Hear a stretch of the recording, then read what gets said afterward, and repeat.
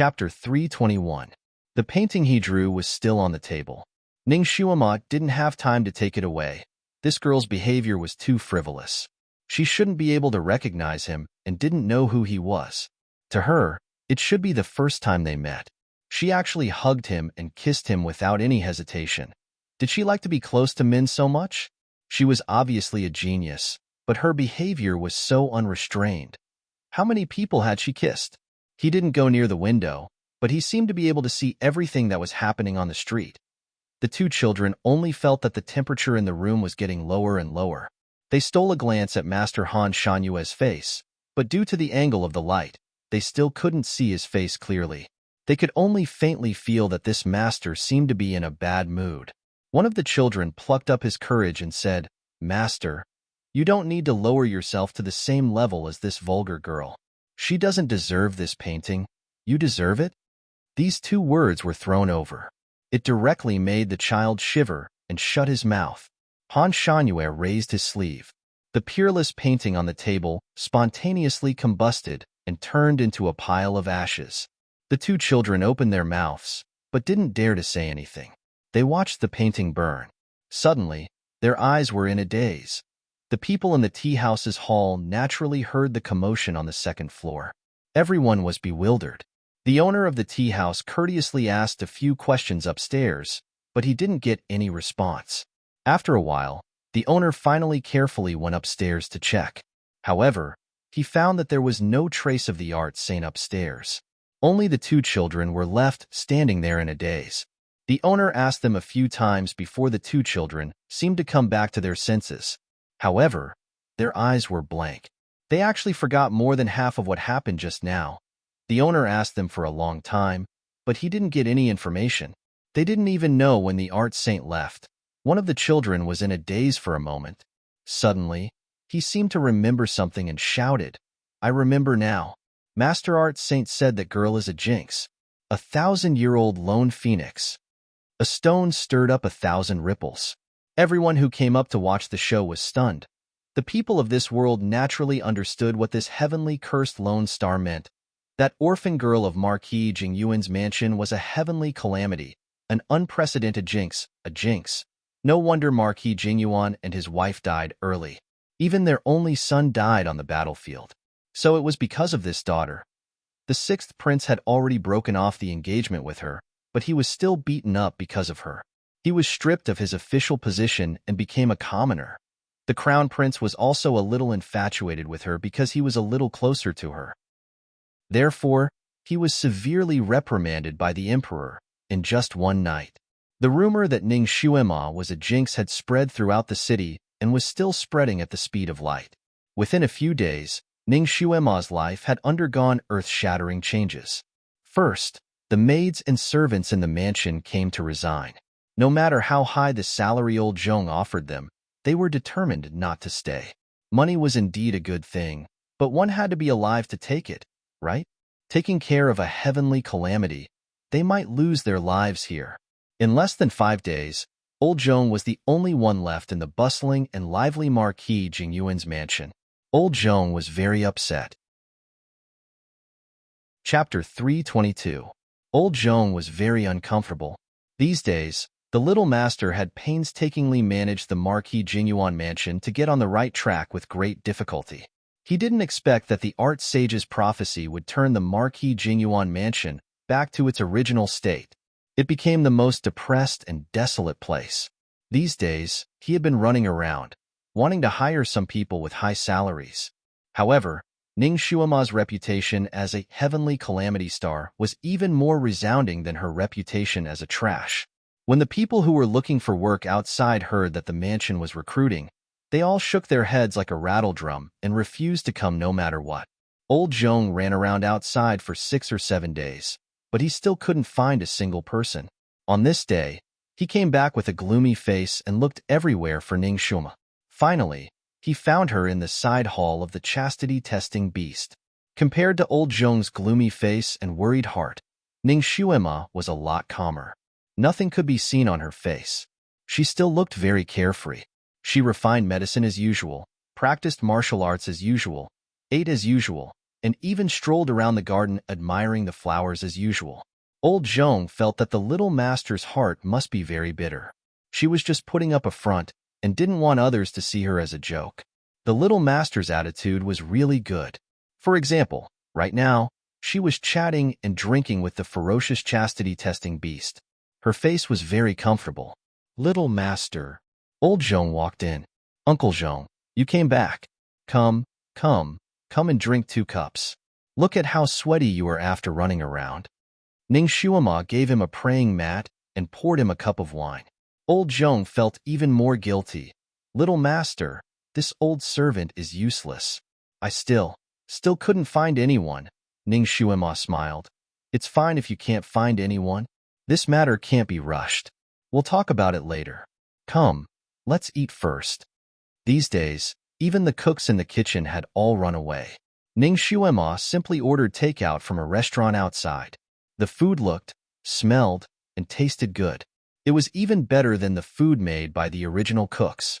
Although the current Marquis Jingyuan's mansion was as cold and cheerless as before, Ning Shuima was no longer the same as before. Now that she had an endless amount of money to spend, she naturally wouldn't suffer. Old Zhong saw that Ning Shuima was smiling, and her little face was rosy. She didn't look worried and haggard at all. He asked tentatively, Little master, in the future, what if we can't recruit people? Ning Shuima smiled and reached out to pat him on the shoulder. If you can't recruit them, then so be it. Didn't we go through the same thing before? That was true. Marquis Jingyuan's mansion had been deserted for several years already. As long as she was a bit more diligent, these rooms could still be tidied up. It's all that Han Shanyue's fault. Why did he have to say that my miss is a jinx? Just a simple sentence from him could make his young miss fall into hell. Right now, they were only unable to recruit servants. What would happen if the young miss were to find a husband in the future? With such a reputation, who would dare to propose marriage? What if Miss couldn't get married in the future? How could he face the Marquis and his wife? Old Zhong was worried. He was really worried. His face was wrinkled like a walnut. Uncle Zhong, you're all so old. If you want to leave, I can give you a large sum of money. Ning Shuima opened her mouth. No. Old Zhong swears to follow little master to death. Old Zhong immediately interrupted her. His face was flushed red. Miss, what kind of person do you think I, Old Zhong, am? Since you want to follow me, then be happy. Ning Shuima took a cup of wine and handed it over. In this world, there's no obstacle that can't be overcome. It's not the end of the world yet. Why are you so worried? Come, have a cup of wine. Chapter 323. Old Zhong was startled. He took the cup of wine and drank it in one gulp. That's right. There's no obstacle that can't be overcome. Ning Shuima leisurely smiled. That's right. Old Zhong drank 3 cups of wine in a row and added, there will definitely be a wise hero who will take a fancy to Miss and marry Miss. Ning Shuima spat out a mouthful of wine. So this was the reason why Old Zhong had such a worried expression on his face for such a long time. He was worried about her marriage. Uncle Zhong, I'm only 13 years old. Why are you so anxious about marriage? I feel that my current situation is actually quite good. Ning Shuima sat cross-legged and lazily said, Miss is naturally not old now, but in our Chongkong country, if a girl is 15 years old and still can't find a husband, she will be criticized. Old Zhong was still worried. There are still 2 years left. There's no hurry. Ning Shuima didn't care at all and drank another cup of wine. Come, this restaurant's crystal prawns are pretty good. Uncle Zhong, have a taste. She successfully shut Old Zhong's mouth from worrying about her marriage. Ning Shuima truly felt that this kind of life was actually not bad. After her reputation as a heavenly cursed star came out, although the servants in the mansion had all left, the sects that were eyeing her covetously and wanted to rob her also disappeared without a trace. They were all afraid that she would jinx them to death. Even Kirin and the others didn't dare to covet her anymore. Also, the old emperor's imperial edict to confer her as a consort was silently revoked by the old emperor. 2 days ago, the old emperor summoned her to the palace and asked her a few questions from afar. He expressed his concern for the daughter of a meritorious official and then let her go. He didn't mention anything about conferring her as a consort. As for Ji Yun Huang, ever since he was taken away by a maid in the tea house, he never came to find her again. He was probably frightened by her reputation as a heavenly curse star and didn't want to have anything to do with her. As for Ji Yunhao, he had already been banished from the city by the old emperor. Without the emperor's summons, he didn't have the qualifications to enter the city. Therefore, Ning Xuema also didn't see him again. Even if they met, they would probably be strangers, now that she thought about it. All the problems that caused her headaches had disappeared along with the rumors of her being a heavenly cursed lone star. Her days had become unprecedentedly leisurely. Ever since she had transmigrated, she had been in all kinds of dangerous situations. She had wandered in front of the gates of Yama's palace several times. It could be said that she had narrowly escaped death. It was rare to be able to live such a leisurely life. It was rare for her to have so much time to practice. In just 10 days or so, her inner strength had indeed improved, and even her telekinesis had begun to increase greatly. Yesterday, she had broken through to mortal rank level 4 and was now able to use the psychokinesis in her body as she wished. Ning Xuema felt very satisfied. The only thing that made her unsatisfied was that she seemed to have forgotten something. For example, she had forgotten who taught her how to cultivate her telekinesis. She had even forgotten how she managed to tame Kirin. When she asked Kirin, this fellow was even more confused than her. After staring at her for a long time, he finally said, "Wasn't it Master who saved me from a cave? That's why I established a contract with you, didn't I?" Ning Xuema vaguely remembered that there was indeed such a cave. However, her memory seemed to be covered by a layer of fog. No matter how hard she tried, she couldn't remember what happened in the cave. Fortunately, she was the type to look forward. Since she couldn't remember, she might as well not think about it. In any case, Kirin was now by her side, alive and well. That was enough. Chapter 324. Although there were fewer people in the Marquis's mansion, there was also less work to be done. If he made do with it, he could still live a carefree life. The chastity-testing beast was not picky as long as it had wine and food to eat. After all, it was a human soul that lived in its body, so its nest was quite clean and did not need anyone to clean it. It also did not need anyone to wait on it. The only thing that gave her a headache was that there were too many rooms in the Marquis's mansion. Even if old Zhong cleaned it from morning to night, he would not be able to clean it all. Therefore, Ning Xuema simply asked old Zhong to seal up a few courtyards, leaving only a few that were still in use. It was not bad to clean it up. After eating and drinking to her heart's content, Ning Xuema got up and ordered old Zhong to prepare the carriage.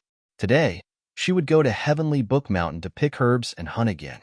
After a few days of cultivation, Ning Xuema found that her ability to absorb fire and wood crystals was stronger. She could directly absorb crystals that were 5th level and below. This could help her improve her skills faster. With Kirin by her side, hunting was as easy as flipping her hand. Even the beasts on the mountain were afraid of it. When Kirin heard that they were going to Heavenly Book Mountain to hunt again, it was very happy. It could eat meat again. This time, entering Heavenly Book Mountain was very smooth. Ning Xuema rode Kirin for less than 8 hours and arrived at the falling flower peak of the 5th peak. More than 10 days ago, Ning Xuema had brought number 2 here to pick the heavenly ice grass. Now that she was revisiting this place, even the carefree Ning Xuema felt a little sad. It was on this peak that she and number 2 were taken away by an eagle. Number 2 died miserably on the 9th peak, and she seemed to have taken some risks and finally escaped from the peak. Ning Xuema felt that her memories of the 9th peak were the most blurry, as if they had been deleted by someone. The heavenly ice grass had changed her body better than ever, so Ning Xuema wanted to pick it again. She was feeling sad at the bottom of the peak when she suddenly heard the sound of fighting on the peak, mixed with the hissing of snakes. Could it be that someone else had reached the peak before her? Ning Xuema patted Kirin's head. "Little apple, let's go too." Kirin climbed the mountain as if it were flat ground. In just a few jumps, he had already reached the top of the mountain. Then, Ning Xuema finally saw the man who was fighting with the 3 snakes. Her heart skipped a beat, and she blurted out, "Sure too." Only after she called out to him did she realize that something was wrong. Shirtu was the nickname of bodyguard number 2. He was about 20 years old when he was killed. On the other hand, the young man in front of him looked to be at most 15 or 16 years old. Chapter 325. Kiran raised its head and said, "Master, they are insects, not beasts. It is already good enough that I can scare them away. It is easy to get the snake gall. Wait for me." It ran away quickly, probably to find the 3 giant pythons. The young man staggered and turned around. He saw Ning Shuema in a light green dress, and then looked at Kiran, who ran away. He was a little cautious and held his sword in front of his chest. Suddenly, his vision turned black, and he fell down. The snake venom that he had been suppressing finally took effect. He did not faint yet. He struggled on the ground a few times and wanted to get up. However, his head was dizzy, and the wounds all over his body were numb and painful. He propped himself up halfway and then fell down again. Out of the corner of his eyes, he saw the girl in the green dress walking over slowly. What do you want to do?" He was even more cautious. Those who could come to the 5th peak were not easy to deal with. The girl in front of him looked less than 13 years old and was riding a Kirin. Was she a mountain spirit or a tree spirit? Ning Shuema looked at him with her arms crossed. Seeing that his face was as green as the grass under him, she smiled and said, "Are you afraid that I will eat you?" As she spoke, she had already squatted down and tore open his trousers. The young man was shocked and tried to stab her with his sword. "Don't touch me." He was poisoned, but his sword was still very strong. Ning Shuema extended her hand and grabbed his wrist. With a sweep of her palm, she directly knocked his sword out of his hand. Her pretty face was tense. "Don't use your psychokinesis again. Be careful of the snake venom." Her stern face had a murderous aura to it. The young man was stunned, and the palm that he was about to send out again paused. Who exactly are you?" "Someone who doesn't want you to die." Ning Shuema's reply was cold and indifferent, but her movements were exceptionally nimble. In the blink of an eye, she had already ripped open all of his clothes covering his wounds. She began to treat his wounds, squeezing out the poisonous blood and applying the snake venom medicine. The young man's face was almost completely red. He had many wounds on his arms, under his ribs, back, chest, calves, and even his upper thigh. If it was a man treating his wounds, he wouldn't feel anything. But the other party was a young girl. He could feel the other party's soft and warm hands moving and squeezing around his wound. That kind of touch caused an indescribable feeling to surge in his heart. You. He seemed to want to say something, but Ning Shuema knocked the back of his neck. "Shut up." When she was practicing medicine, she hated it when her patients chatted with her. The young man finally shut his mouth and fainted. Ning Shuema glanced at him, and her eyes flashed with a touch of surprise. If an ordinary martial artist had been poisoned by such a deep snake venom, they would have already lost consciousness and foamed at the mouth. This young man was actually able to hold on until now without fainting. He could be considered a weirdo. Looking at his face that was 80% similar to number 2's, who was he to number 2? Younger brother? She dealt with the wounds quickly and professionally. After half an hour, the wounds on the youth's body had been cleaned up by her, and the places that needed to be bandaged were all bandaged up. This time, she came here with a complete set of things. Bandages, anti-venom, medicine, everything was here.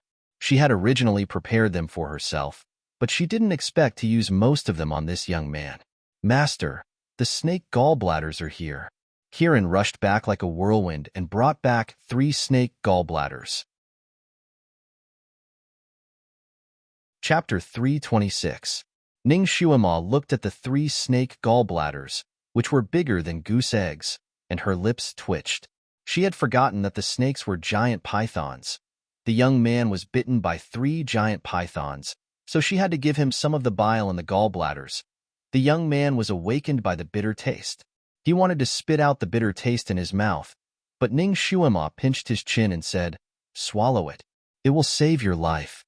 The young man was slightly stunned, but he could only swallow it with his teeth clenched.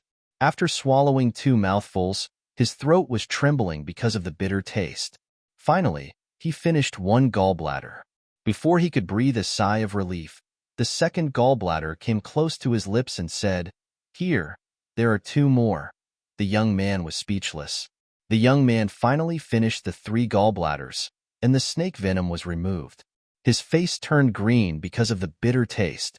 However, the dizziness and nausea were alleviated. He turned over and wanted to get up, but he suddenly felt that his body was stiff. He looked down and saw bandages all over his body. He was tied up like a mummy. "All right, you're lucky to have your life back." Ning Shuima clapped her hands and stood up. She asked Kieran to get some water to wash her hands.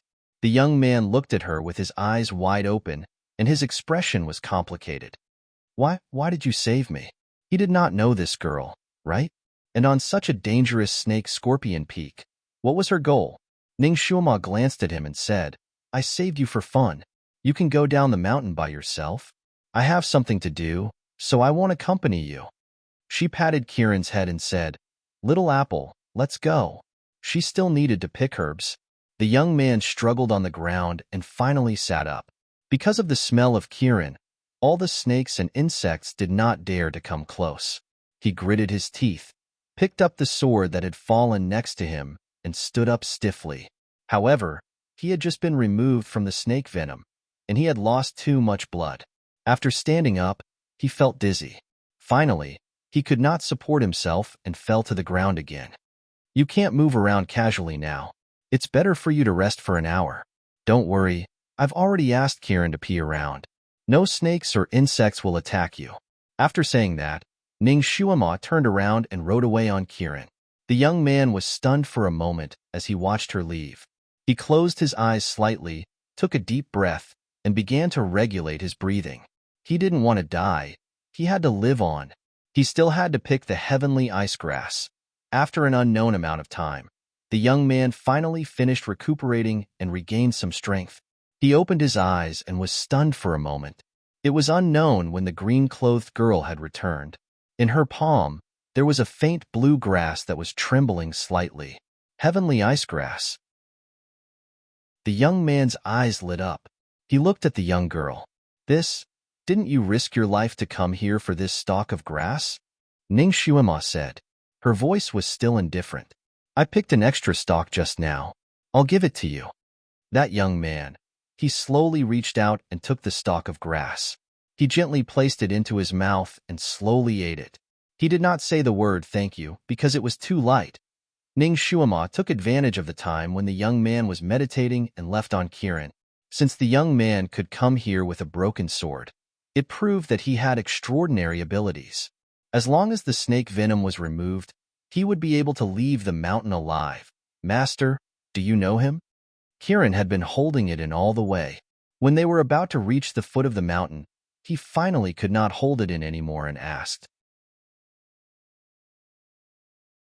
Chapter 327. Ning Shuima shook her head. "I don't know him. She only saved him because she saw the face that resembled number 2's. This person is too much. You saved his life and gave him a stalk of grass. He didn't even say thank you. How rude." Kieran was a little angry. "I don't have to ask for something in return for a favor. I don't need a thank you from him. He's much better than that red-clothed pervert. That guy was the real one who repaid kindness with ingratitude. Fortunately, he was tricked into the water by her. Speaking of which, was that pervert eaten by the monsters? He hasn't appeared for so many days. He should be dead, right? What a pity. Where did he hide that good zither?" Ning Shuima shook her head and decided not to think about this annoying problem. She yawned and said, "Let's go. I'm sleepy." The matter of Ning Shuima subduing a Qilin had long been known by everyone. Therefore, recently, the little Qilin frequently appeared in the city in its original form. Aside from attracting people's attention, nothing else happened, and no one dared to have any ideas about it. If they caught it, they would have to catch that jinx, Ning Shuima. Jinxes were the bane of people. This time, Ning Shuima was a little tired. She simply let Kieran carry her in its original form and run into the city. As expected, it attracted the attention of passers-by. Occasionally, the sound of discussion drifted into her ears. Is the one who just passed by Miss Ning? Yes, it's that Jinx. Shoo, stay away from her. Don't get the bad luck. Yes, yes.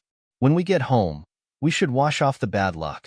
The two of them were in a heated discussion. Suddenly, there were two whooshing sounds in front of them. The two of them looked up and saw two black balls flying into their mouths. It smelled fishy. The two of them almost choked to death. They hurriedly pulled the balls out of their mouths. When they looked down, they vomited. What blocked their mouths were actually two balls of fresh donkey dung. A girl's laughter came from the front. Her laughter was like a silver bell swaying all the way. Master, good aim, Kieran praised. Its little master didn't even look back.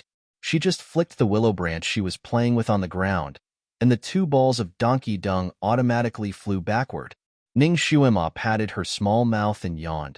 Of course, your little master was #1 in hidden weapons that day. While they were speaking, they had already arrived at the city gates. Ning Shuima had just arrived when a group of soldiers suddenly gathered at the city gate. You're back. She's back. Ning Shuima frowned. She hadn't done anything wrong recently, had she? Why were the soldiers surrounding her? Just as she was about to ask, the crowd parted and a black-clothed bodyguard knelt down in front of her. Miss Ning, please save our crown prince. Ning Shuima. She had already recognized that person as Ji Yunhuang's personal bodyguard, whom she had met 2 or 3 times before. His name was Lei Lu. What happened to your crown prince? His Highness, he was seriously injured and his life is at stake. Ning Shuima raised her eyebrows and immediately said, let's go to the crown prince's residence. Lei Lu, tell me in detail how he got injured.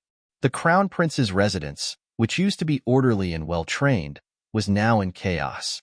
The crown prince's aides, civil and military officials, and even Lu Hinti were all gathered in the crown prince's residence.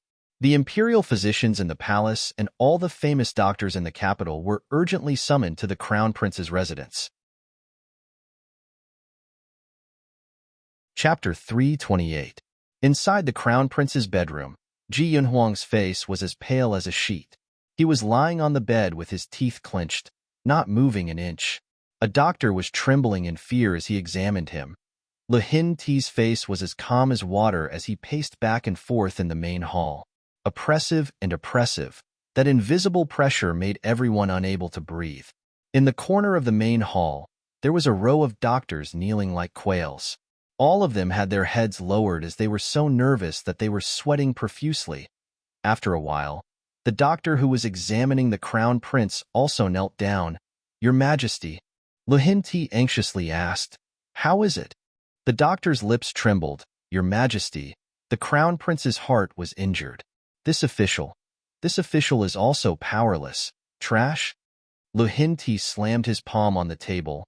What did I raise all of you for? If anything happens to the crown prince, I will bury all of you trash with him. That doctor also trembled as he knelt down with the other doctors. Cough? Ji Yunhuang, who had been standing straight and motionless, suddenly trembled. A gurgling sound came from his throat.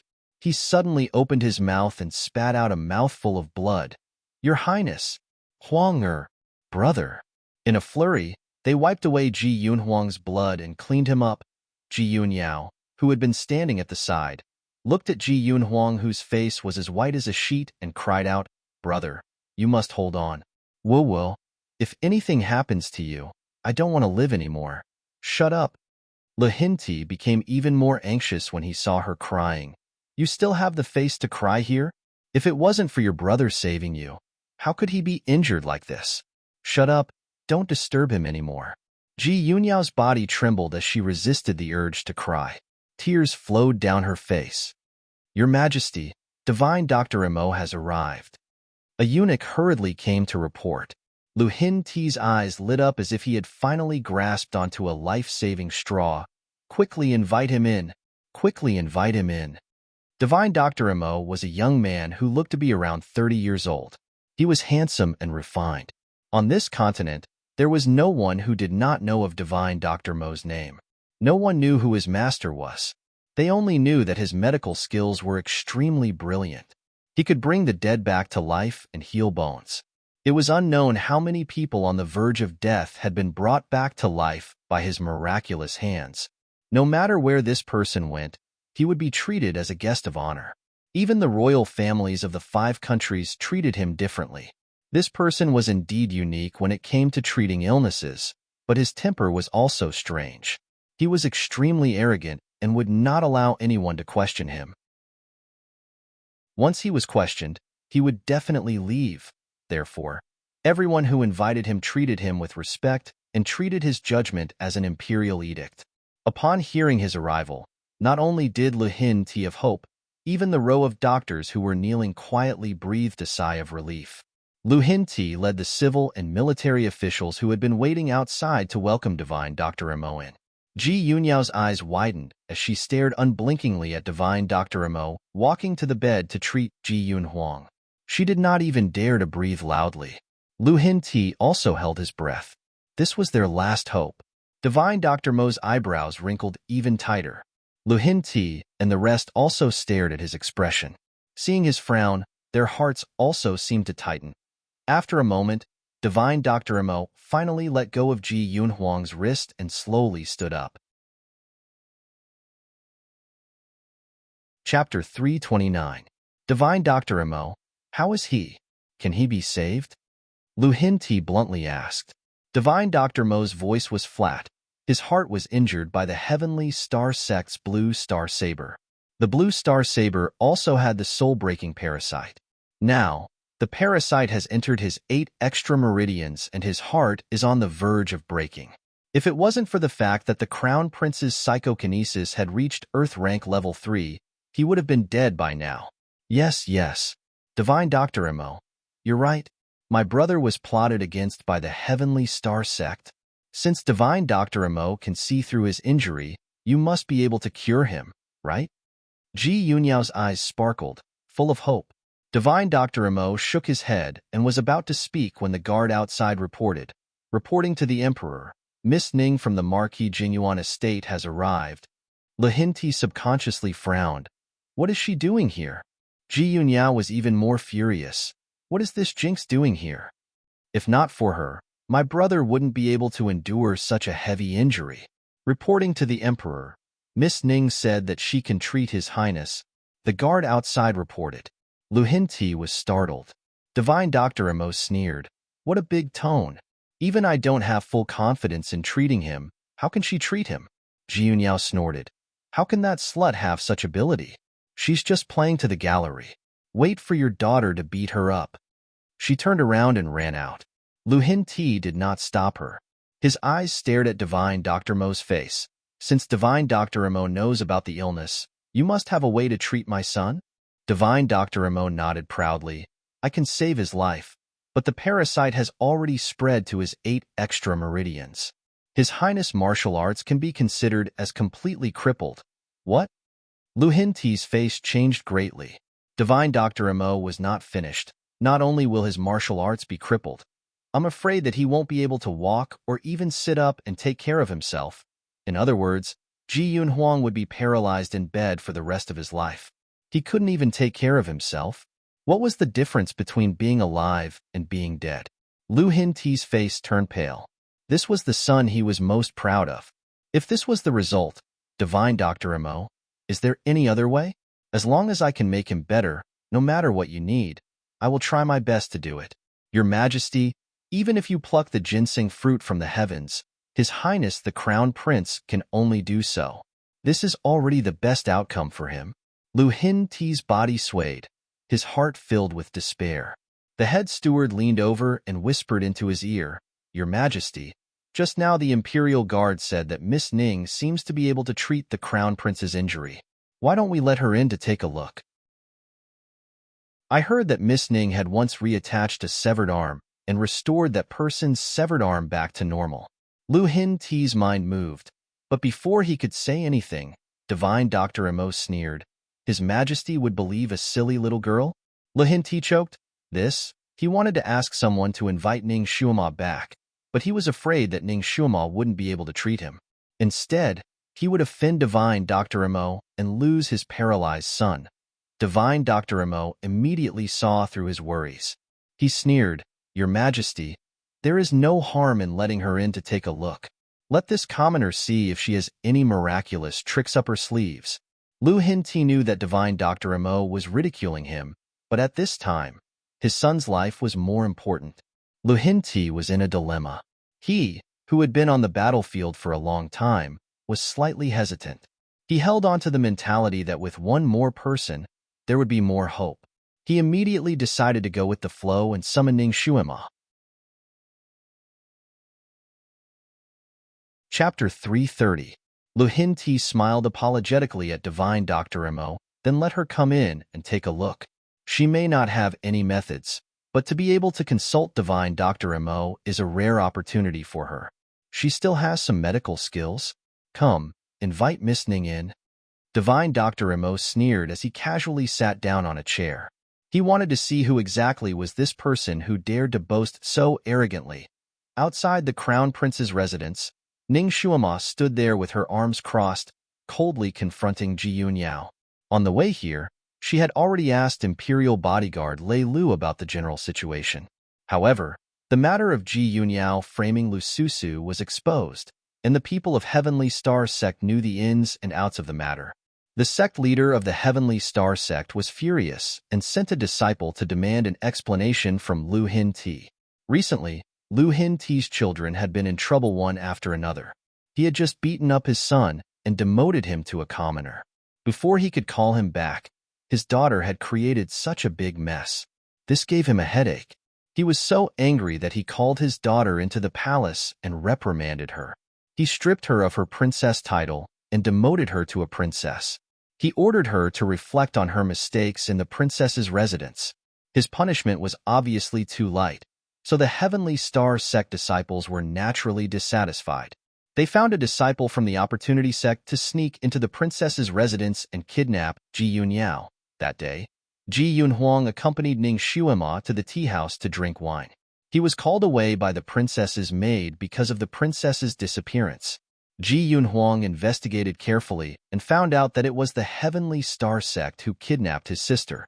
He was afraid that Ji Yunyao would be at a disadvantage, so he brought people to chase after them. Lei Lu was also one of the people he brought along. The Heavenly Star Sect is also a famous sect on this continent, and there are many experts inside. Ji Yunhuang spent a lot of effort to find Ji Yunyao. When he was escaping with her, he met the sect leader of the Heavenly Star Sect who was returning to the mountain. After a fight, Ji Yunhuang was injured by the sect leader. Lei Lu and the others risked their lives to rescue him and retreated to the capital. Ning Shuima also understood Ji Yunhuang's current symptoms from Lei Lu's description. She also had a general idea. He had even planned out the treatment plan in his heart. But she didn't expect to run into Ji Yunyao at the entrance of the Crown Prince's residence. When Ji Yunyao saw her, it was as if she had met her enemy. Her eyes burned with hatred. Immediately, he began to curse her, calling her jinx, scourge, slut, and clamoring for her to get lost. The commotion in front of the Crown Prince's residence naturally attracted a large crowd of onlookers. Usually, this princess always put on airs. Today, people finally saw the princess's scolding skills. She was simply comparable to the butcher's wife in the market. No one dared to intervene in the affairs of the royal family, and no one dared to stand up for this injustice. Therefore, when people heard her scolding fiercely, although they felt indignant, no one dared to say anything. They all looked at Ning Shuima sympathetically, thinking that this seemingly weak girl would cry after being scolded. She didn't expect that Ning Shuima would sit there with her arms crossed and listen. After hearing Ji Yunyao's scolding, her lips curved into a smile. She sized Ji Yunyao up from head to toe before unhurriedly saying, "Is this really a princess? Is it some shrew pretending to be her?" Someone in the crowd laughed. This little girl's counterattack was good. Ji Yunyao's face immediately turned red. "You slut." She raised her hand and was about to teach Ning Shuima a lesson. Chapter 331. She raised her hand and was about to teach Ning Shuima a lesson, but Ning Shuima's words stopped her in her tracks. "If you want to lose a few more teeth, then come and try." Ji Yunyao immediately thought of the embarrassment Ning Shuima gave her at Heavenly Book Mountain. If Ji Yunhuang had not arrived in time, She was afraid that she would have suffered even more under Ning Shuima's hands. Ning Shuima coldly said, "Ji Yunyao, let me ask you, who told you to stop me? Was it His Majesty?" Ji Yunyao choked. That's right. Imperial Father also doesn't want a jinx like you to enter the Crown Prince's residence, so as to avoid being tainted by your bad luck. All right, since it was His Majesty's intention, then there was no need for her to go in and ask for a rebuff. Ning Shuima faintly smiled and nodded. Very good. You're the one who said it. She then nodded at Lei Lu. Lei Lu, I can indeed treat your Crown Prince's injuries, but since the Imperial family doesn't allow me to enter the residence, then I can't help. Goodbye. She turned and left. She was not a saint and did not have the heart of a doctor. The reason why she came here was because of Ji Yunhuang's kindness. In her heart, she also saw Ji Yunhuang as a friend. Therefore, she did not care about the past and immediately came here. However, the old emperor and princess clearly did not believe her and humiliated her like this. Why should she shamelessly go up and treat them? Lei Lu became anxious and knelt down again. Miss Ning, please stay for a moment. This subordinate will personally report to His Majesty. Ji Yunyao was also stunned, but she was still unconvinced. Her small mouth twitched as she said, "Why would I beg this slut? My brother has divine Dr. Imo to treat him. Why would he need this jinx's three-legged cat's medical skills?" Lei Lu suddenly turned his head and did not care about seniority. He said in a low voice, "Princess, please speak with dignity. His Highness was injured because he wanted to save you. If you miss this opportunity and something happens to the Crown Prince, I'm afraid you will regret it for the rest of your life." Ji Yunyao's expression changed. She raised her hand and gave Lei Lu a resounding slap. "Who do you think you are? You dare to teach me a lesson?" Lei Lu stood there with his back straight. "Princess, Lei Lu's lowly life is not important. His Highness the Crown Prince's injuries are the most important. Even if you beat Lei Lu to death, Lei Lu will still invite Miss Ning in." "You're rebelling." With the princess's authority being offended, Ji Yunyao simply flew into a rage. "You actually dare to go against my words." As soon as she raised her hand, she wanted to give Lei Lu a few consecutive slaps. However, before she could do so, someone grabbed her wrist. Ning Shuima's cold voice sounded in her ear. "He is the Crown Prince's loyal guard. He is an iron-blooded man.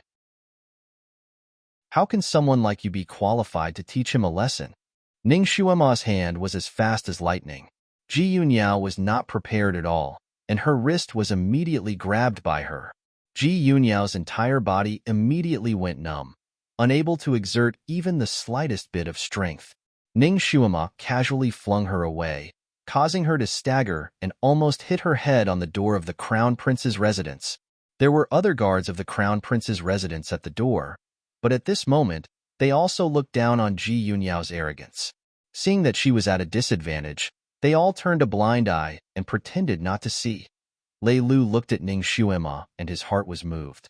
Such a delicate little girl, who had already been treated unfairly, was actually willing to stand up for a servant like him. What was even rarer was her imposing manner. Once she was serious, it was actually full of power.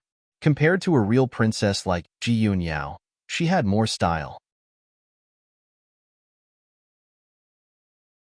Chapter 332. This kind of girl was simply like a luminous object, unknowingly attracting everyone's attention. While the entrance was in a mess, a small eunuch rushed out and loudly announced, "His Majesty has decreed that Miss Ning should quickly enter." Since the emperor had personally passed down the decree, no one dared to stop her. Lei Lu sighed in relief and bowed towards Ning Shuima. "Miss Ning, please enter."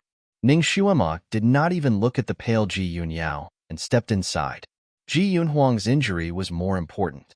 She did not have time to bicker with this shrew princess. There would be another time to teach her a lesson. Ning Shuima finally entered the Crown Prince's palace and finally saw Ji Yunhuang. Of course, she also saw the large room full of people inside. Divine Dr. Imo had been active in Chongkong country for the past few days, so he had naturally heard of Ning Shuima's reputation as a trash and a jinx. His heart was filled with disdain and curiosity towards her. At this moment, when he saw Ning Shuima enter, he sneered slightly. So it turned out to be this little girl who was still a fetus. Sure enough, she was too young and did not know the immensity of heaven and earth. She had not even seen the patient, and yet she dared to boast that she could cure Ji Yunhuang's injury. It must be because her reputation was too bad, and she wanted to use this opportunity to make a comeback. She was going to slap her in a while. Ning Shuima naturally saw this divine Dr. Mo. She had also heard of his reputation before, but she did not expect him to be so young. According to the information she had obtained, this divine Dr. Mo was at least 50 years old. He had been famous for 30 years. To be able to maintain his appearance, it seemed like his psychokinesis was not weak. At this moment, this divine Dr. Mo raised his head slightly and looked at her with a condescending gaze with a face full of disdain. Looking at his expression, she knew what he was thinking. Her lips curled up slightly, and she did not look at him anymore. She directly walked towards Ji Yunhuang's bedside. "Excuse me, please move aside."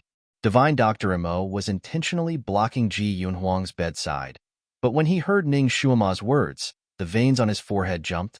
This little girl was not old, but she had such an arrogant tone. "You said you can cure the crown prince's injury?"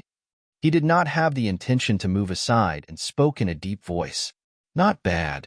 Ning Shuima answered succinctly. She finally looked at him and said bluntly, "Since you can't treat me, don't stand here and block the way." Divine Dr. Mo's handsome face turned slightly red. After so many years, this was the first time someone dared to speak to him like this. "How do you know I can't treat him?" Divine Dr. Mo's voice turned cold. Ning Shuima crossed her arms. "Do you even need to guess? If you could treat him, would His Majesty have invited me in?" Divine Dr. Mo. She was indeed a smart girl.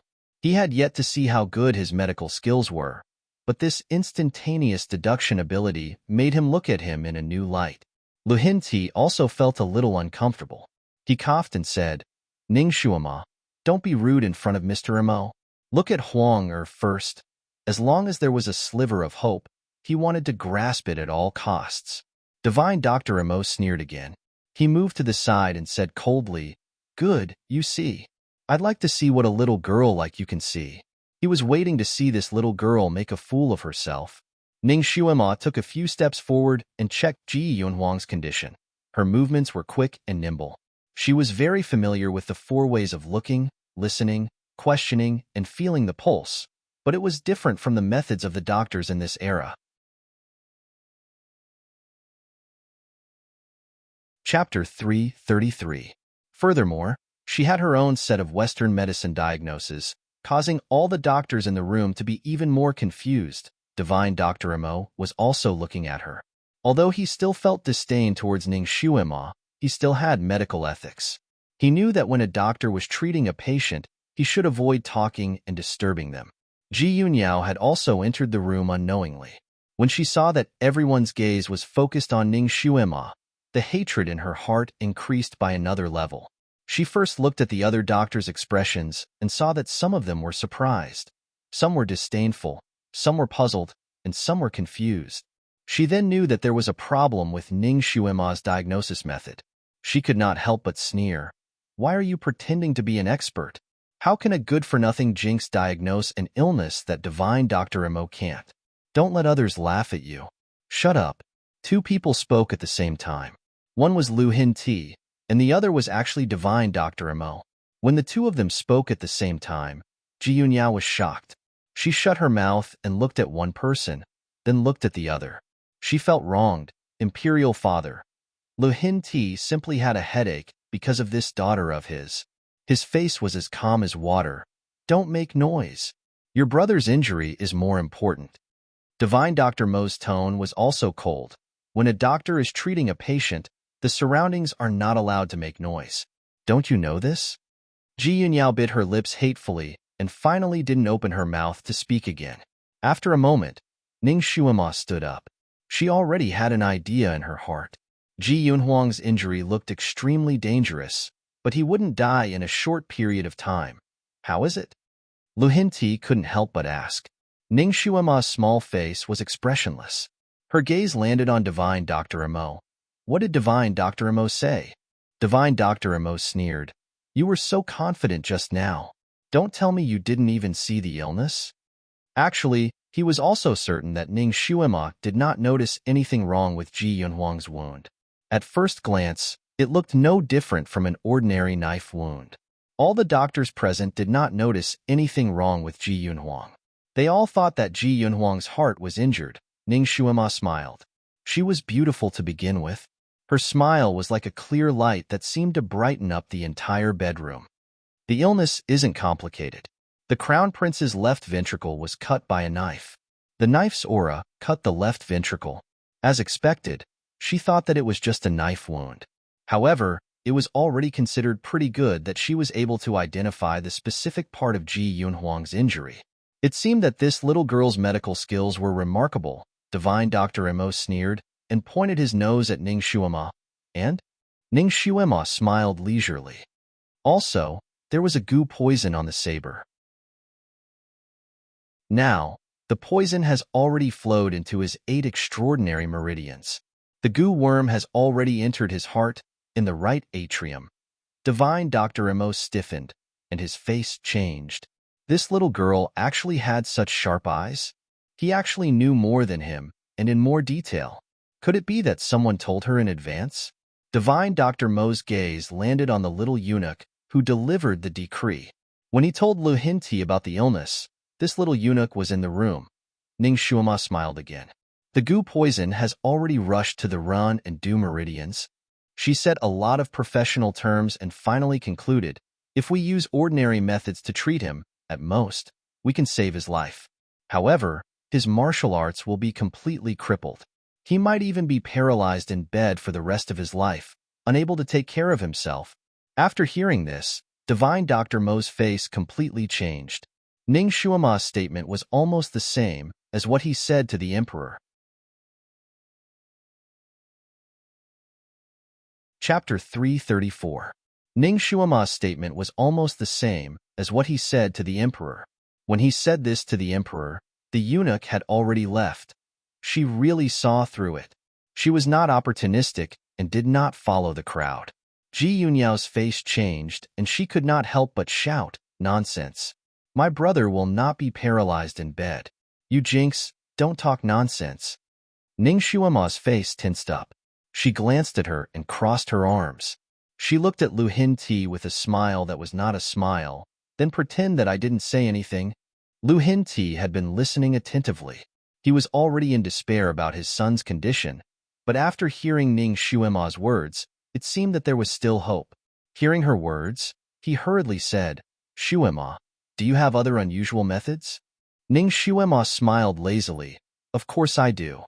If you use my method, not only can the crown prince keep his life, he can also continue to practice martial arts.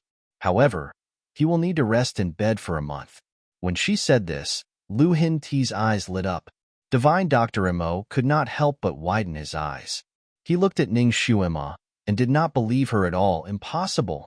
Once the parasite enters the Ren and Du meridians, it cannot be removed. Moreover, the heart meridians that were injured by the knife will not be as good as before. Even if he can recover his ability to walk, his heart will beat like thunder after 2 steps. If he moves too vigorously, his heart meridians will break. He will still die. Ning Shuima pursed her lips. "I said, if it is the ordinary method, the result will be like this. Then what is your special method?" Divine Dr. Mo's interest was piqued. "I will tell you when necessary," Ning Shuima said lightly and looked at Lu Hinti again. "Your Majesty may not believe me? Then I will ask Divine Dr. Imo to treat him. Shuima will take her leave now." Shuima. Lu Hinti finally caught a glimmer of hope. How could he let her go? He even took a step forward and stood in front of Ning Shuima. "Shuima, what are the chances of your special method succeeding? What's the worst that could happen?" "I'm 70 to 80% sure." Ning Shuima answered straightforwardly. "The worst-case scenario is that he can't keep his kung fu and can't use his kung fu anymore. However, he can still do normal activities." Even the worst outcome was much better than Divine Dr. Mo's best outcome. Lu Hinti's eyes lit up even more. He didn't care if he would offend Divine Dr. Imo. He almost forgot himself and grabbed Ning Shuima's hand. "Shuima, then I'll leave Huang Er to you. You have to try your best to save him. He He treats you well. Ning Shuima took a step back. Shuima will do her best, but Shuima has her own conditions. What conditions? I'll promise you anything. Lu Hinti blurted out. Ji Yunyao's expression changed. If Ning Shuima's condition was to be the crown prince's consort, then she immediately sneered at the side. Father, she's just a 13-year-old girl. How could she have better skills than divine Dr. Imo? Don't listen to her boasting. She's a jinx. If it wasn't for her, brother crown prince wouldn't be like this. If she randomly asks for conditions and enters our imperial family. Her words reminded Lu Hinti. His expression changed slightly, and he regretted saying too much.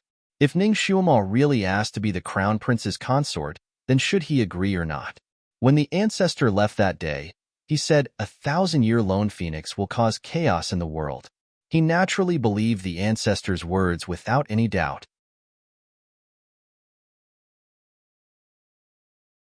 Chapter 335.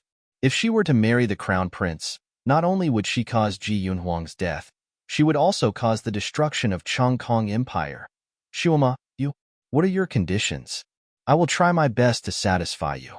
His words were much more tactful. Ning Shuima was extremely intelligent, so how could she not know what this father and daughter pair were thinking? The corner of her lips slightly curved, but it was unknown whether it was mockery or ridicule. Your Majesty, don't worry. I am not interested in the crown princess. Your Majesty will definitely be able to fulfill Shuima's conditions. Lu Hinti finally let out a sigh of relief. All right, speak. Ning Shuima's gaze fell on Ji Yunyao's body. Ji Yunyao's body inexplicably turned cold, as if she was being stared at by a ferocious beast. She couldn't help but take a step back. Why are you looking at me? Ning Shuima's lips curved again, causing Ji Yunyao to be even more alarmed when she saw her smile. A bad feeling welled up in her heart, as if she was going to be in big trouble. This time, her intuition was not bad. Ning Shuima really opened her mouth. Your Majesty, the princess has repeatedly attacked Shuima for no reason. Shuima almost died in her hands several times. Now, Shuima is very unhappy whenever she sees her. Lu Hinti immediately said, I will immediately have her get lost. He gave Ji Yunyao a look. Why aren't you getting lost?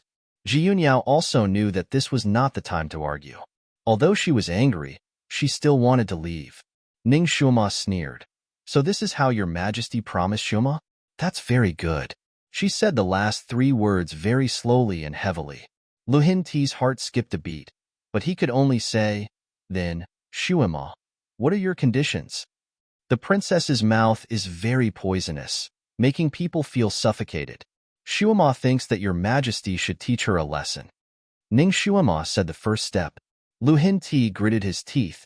Shuima, you're right. This child really needs to be taught a lesson.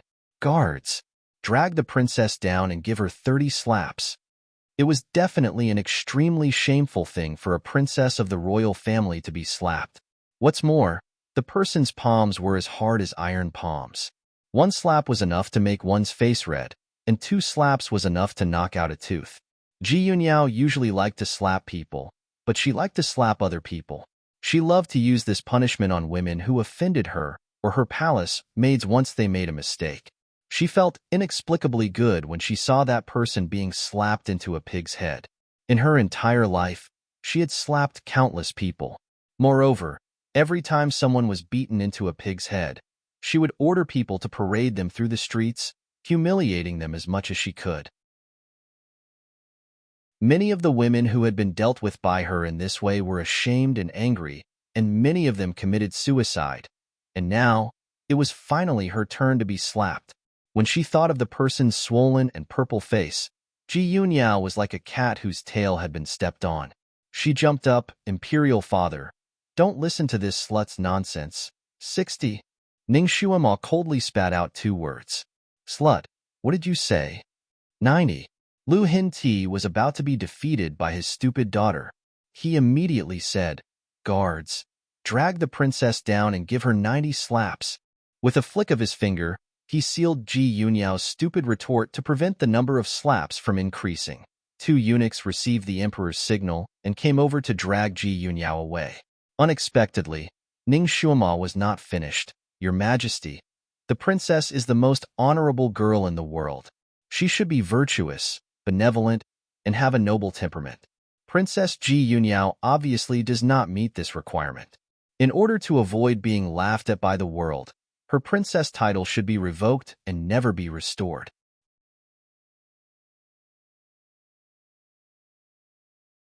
Chapter 336. Some people just don't learn from their mistakes. If I don't teach her a real lesson, she won't understand that there are some people who can't be provoked. She had already offended this princess. Regardless of whether she tolerated it or not, this princess would still plot against her. Naturally, she wouldn't be polite. A drowning dog needs to be beaten up. It's best to beat it to death in one breath, so that it won't bite again. Lehinti was stunned. He looked at his daughter, whose face was already pale, then looked at his son, who was lying on the bed with only one breath left. He steeled his heart and said, "All right, I promise you." Ji Yunyao's body swayed. She didn't expect that she would end up like this today. Her pair of fiery eyes looked at Ning Shuima, but she couldn't say anything. Even if she could, she finally understood that she couldn't say anything. If she said anything, she would only be humiliating herself. She had been arrogant and despotic for so many years. Today, she finally kicked an iron plate that broke her bones. She wanted revenge. Once she gained power in the future, she would definitely take revenge.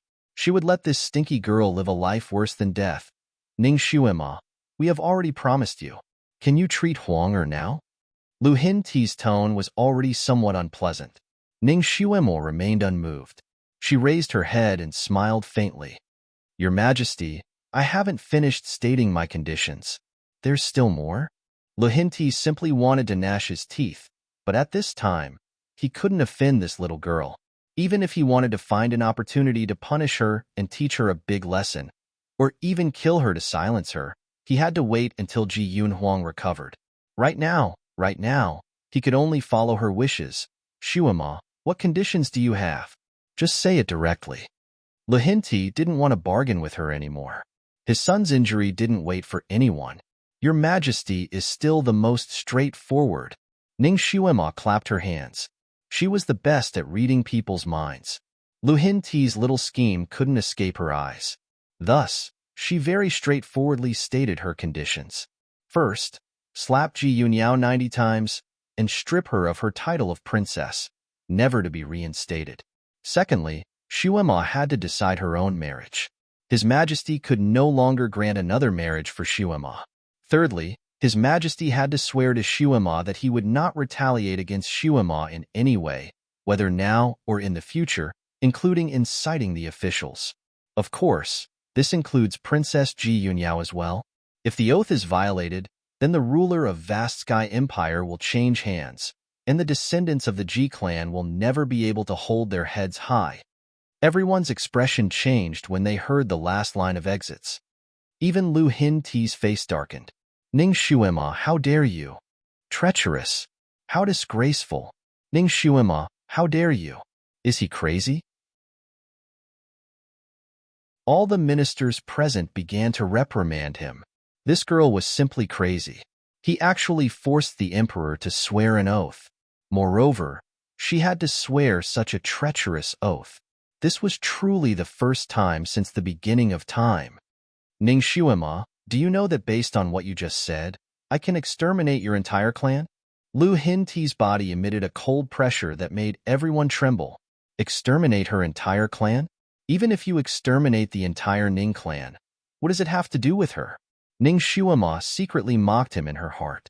Even if the entire Ning clan was exterminated, she would not care. Ning Shuima calmly raised her head, as if she did not see Lu Hinti's terrifying aura. Your Majesty, could it be that you want to take revenge on Shuima for today's matter? Of course not.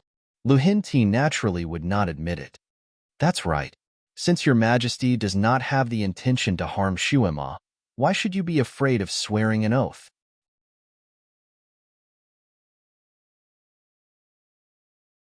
Chapter 337. That's it. Since your Majesty has no intention of harming Shuima, why should you be afraid of making an oath? Shuima is an orphan girl. When she is in danger, no one can support Shuema. Shuema can only protect herself. If your majesty doesn't even give Shuema this kind of promise, even if your majesty is benevolent and righteous and won't harm Shuema, it's hard to guarantee that others will harm Shuema in order to curry favor with your majesty. Therefore, we can only rely on your majesty to issue an edict to restrain the subjects. If your majesty agrees to this condition, Shuema will naturally risk her life to save His Highness the Crown Prince. If you don't agree, then Shuema's future will be worrying. Even if Shuema is willing to save His Highness the Crown Prince, I'm afraid that she will feel uneasy. Once there is a mistake, Shuema's cheap life is nothing. But if something bad happens to His Highness the Crown Prince, Lu Hinti, Ning Shuema's words were reasonable and he couldn't refute it for a while. Moreover, the little girl was obviously going all out. If he forced her, it would be useless. In the end, Aiko's life was more important. Lu Hinti secretly gritted his teeth and agreed. Of course, he also said some high-sounding words. For example, he naturally kept his words. For Marquis Ning's face, he will give you a promise and so on. Finally, according to Ning Shuema's words, he made an oath in front of all the officials.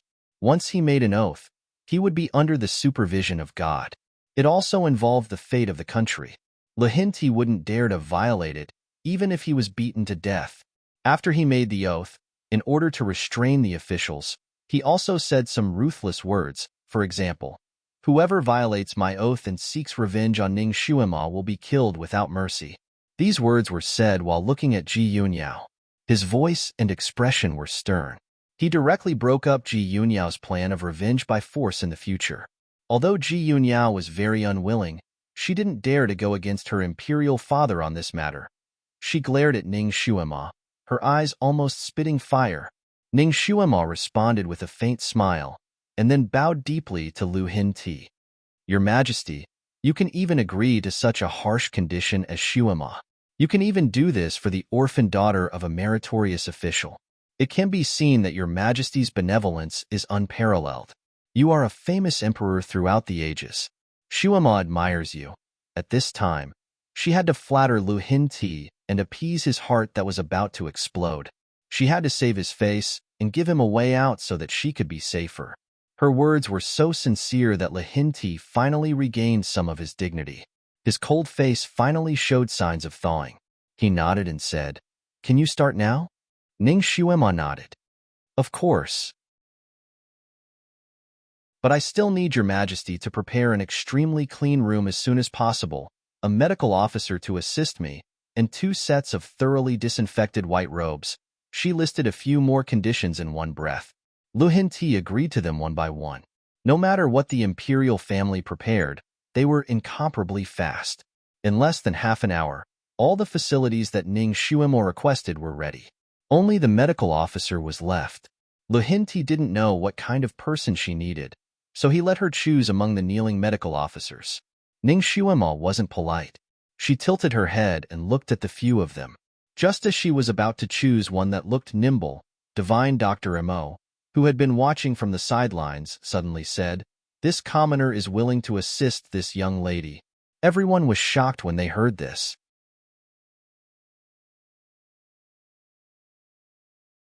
Chapter 338. What kind of person was Divine Dr. Mo? Even if a prince wanted to be his assistant, he would still reject the most awesome divine doctor without any hesitation. A person who did not put anyone in his eyes was actually willing to be the assistant of a little girl? This time, regardless of whether Ning Shuema succeeded or not, just based on this point alone, her name would spread far and wide. Lu Hinti could not ask for anything more. Just as he was about to agree, Ning Shuema tilted her head and looked at Divine Dr. Mo. "I need someone who is extremely nimble. You." This was the first time Divine Dr. Mo was suspected of not being nimble.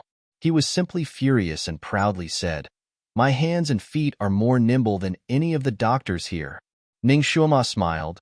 The reason why Divine Dr. Mo is willing to lower himself to be Shuema's assistant is because he wants to see how Shuema will treat him, right?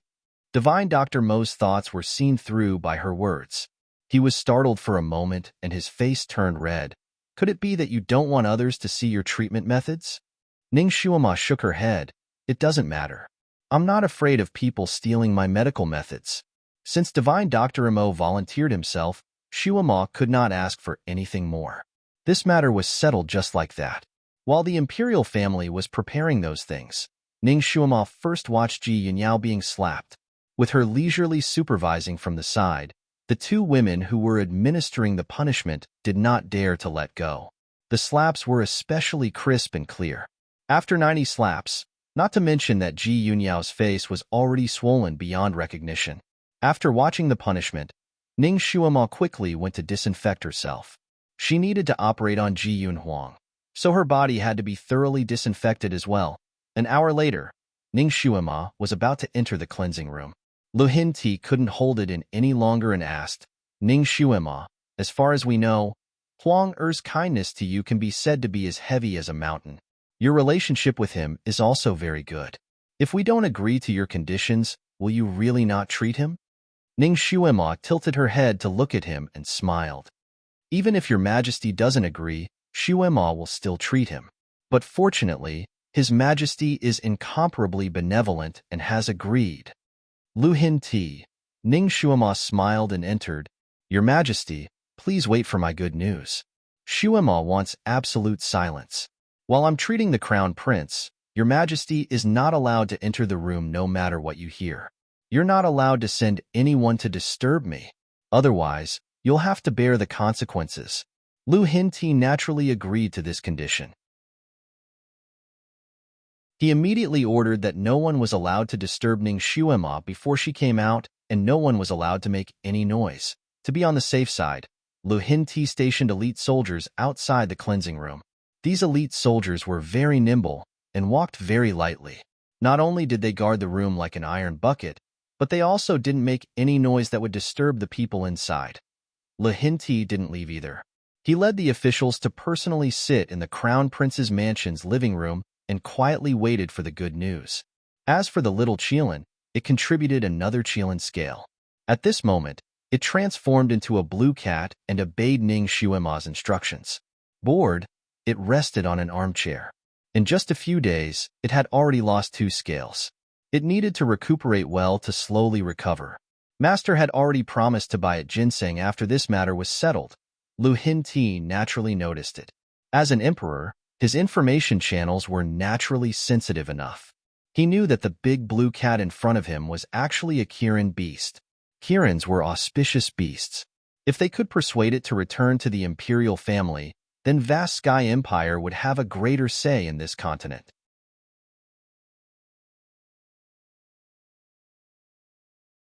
Chapter 339. If they wanted to unify the country in the future, they could use it to rally the people of other countries. Kirin, how do you know Shuama? Lu Hinti began to chat with it. Kirin yawned lazily. It was a rather proud mythological beast. Other than its master and who was it again? Kirin felt that it seemed to know someone, but it couldn't remember at the moment. It seemed that some part of its memory had been erased. Well, since it couldn't remember, it wouldn't think about it. Anyway, it only listened to its little master. As for other people, it couldn't be bothered. Therefore, it didn't even bother to open its eyes. It continued to bury its head and rest. Lu Hinti was rebuffed. Hey, Kirin, His Majesty is the true dragon, the son of heaven. Even if you're a mythological beast, you still have to listen to the words of the true dragon, the son of heaven. An official couldn't help but speak up. The true dragon, the son of heaven? The whiskers on the side of the little blue cat's mouth curled up. It was just a title that the human emperor gave himself. Did it really think that he was a dragon? Dragons were noble mythological beasts. They didn't want to be the emperor of the human world. Besides, Kirins and dragons were on par. Even a true dragon couldn't be above a Kirin, let alone a dragon that humans gave themselves. At most, the emperors of the human world had the aura of a dragon bestowed by the heavens. They also had to rely on the power of the mountains and rivers. For example, their ancestors were buried in the dragon's den. It was a real mythological beast, Kirin. The fake dragon emperor of the human world was nothing. The little blue cat snorted. It wasn't clear whether it was mocking or disdainful, but it continued to lie there and sleep. Lu Hinti was a little embarrassed. It was the first time that he had been ignored so thoroughly. The officials saw that he didn't look too good. One of them hurriedly tried to smooth things over. "Your Majesty, perhaps this is just a cat and not a Kirin. Look, it hasn't even developed spiritual intelligence. It can't understand Your Majesty's words." He actually said that it hadn't developed spiritual intelligence? Kirin suddenly raised its head. Its round cat eyes stared at the blind official. It sneered and finally said, "You're the one who hasn't developed spiritual intelligence. Your whole family hasn't gained sentience." After spending a long time with Ning Shuima, it had unconsciously learned many of her speech patterns. Its voice was crisp and clear, like that of a 7- or 8-year-old child, clear and bright with a hint of majesty. As soon as it spoke, even though everyone was mentally prepared, they were still shocked. Everyone turned to look at Kirin. The minister was not angry at being scolded by it. He looked at it and said deliberately, "Just because you can talk doesn't mean you are a Kirin beast."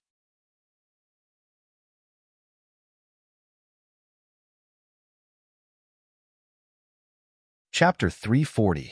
It jumped lightly onto the ground, and a blue light flashed like a wave. The little blue cat disappeared, and a majestic Kirin appeared in its place.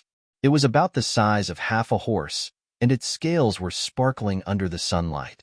The 2 horns on its head were like dragon horns, and they looked like they were carved from green jade. Its eyes were beautiful almond-shaped, and its eyeballs were dark blue, like crystal-clear sapphires, shining with a glass-like luster. Its 2 whiskers trembled beside its lips, making it look even cuter. Its body seemed to be surrounded by a light blue luster, and with its movements, there seemed to be steam rising from it. It made people unable to look away. Although everyone had heard of Kirin beasts, this was the first time they had seen it in real life. Now that they saw it, their hearts were naturally shocked. Even Lu Hinti couldn't help but size it up. A strange light flashed in his eyes. This little Qilin was found in the territory of the vast Sky Empire, so it should belong to the imperial family. "Kirin, do you have a name?" Lu Hinti asked in a gentle voice, but secretly made a gesture to the guard beside him, indicating for him to find a few beast tamers. "Yes, my name is Little Apple." Kirin held its head high and chest out. Lu Hinti frowned. "This name is not mighty enough. How about I give you another name?"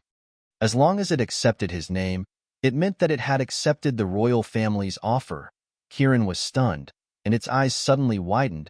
"This name was given to me by my mother. I don't want any other name." It actually had a mother? Didn't that mean that there were other Kirin beasts? If they caught other Kirin beasts, it would definitely shake the entire continent. Maybe the other 4 countries would immediately bow down to them. "Since it's like this, I won't help you change your name. Little Apple, where is your home?" Lu Hinti's voice was even more amiable. "My home is in the Kirin Holy Land." Kirin was still young, and it didn't know how sinister people could be, and it didn't know the twists and turns of people's hearts. When others asked, it spilled the beans. "Qilin Holy Land?" Lu Hinti and the other ministers looked at each other. This was the first time they had heard of this place. "I wonder how many Qilins there are in this place. Your family must be quite big, right?" Lu Hinti asked patiently. "Of course, Kirin is a big family. There are several thousand of them." Kirin was proud, but a hint of sadness flashed through his eyes. It was a little homesick. Although the other Qilins in the family didn't treat it well, that place was its hometown after all. There were actually several thousand Qilins. Everyone's eyes lit up. "Little Apple, do you miss home? If there's a chance, I'll send someone to send you home. Okay?" Lu Hinti didn't want to directly ask Kirin where the Holy Land of Kirin was. He was afraid that it would arouse the little guy's suspicion, so he asked in a roundabout way. As long as the little fellow agreed, would he be afraid that he wouldn't be able to find the Qilin Holy Land if he followed it? No need. Kirin turned back into a blue cat and nestled in the armchair. It looked lazy. "I'll bring Master back in the future." It was almost like it was chased out. Even if it wanted to go back, it would have to wait until it was strong enough. It would be considered returning home in glory, and it didn't want to go back with its tail between its legs. The ministers looked at each other. It seemed that this Kirin wasn't so easy to deal with at this time. Everyone could see that Kieran's intelligence was equivalent to that of an 8 or 9-year-old child.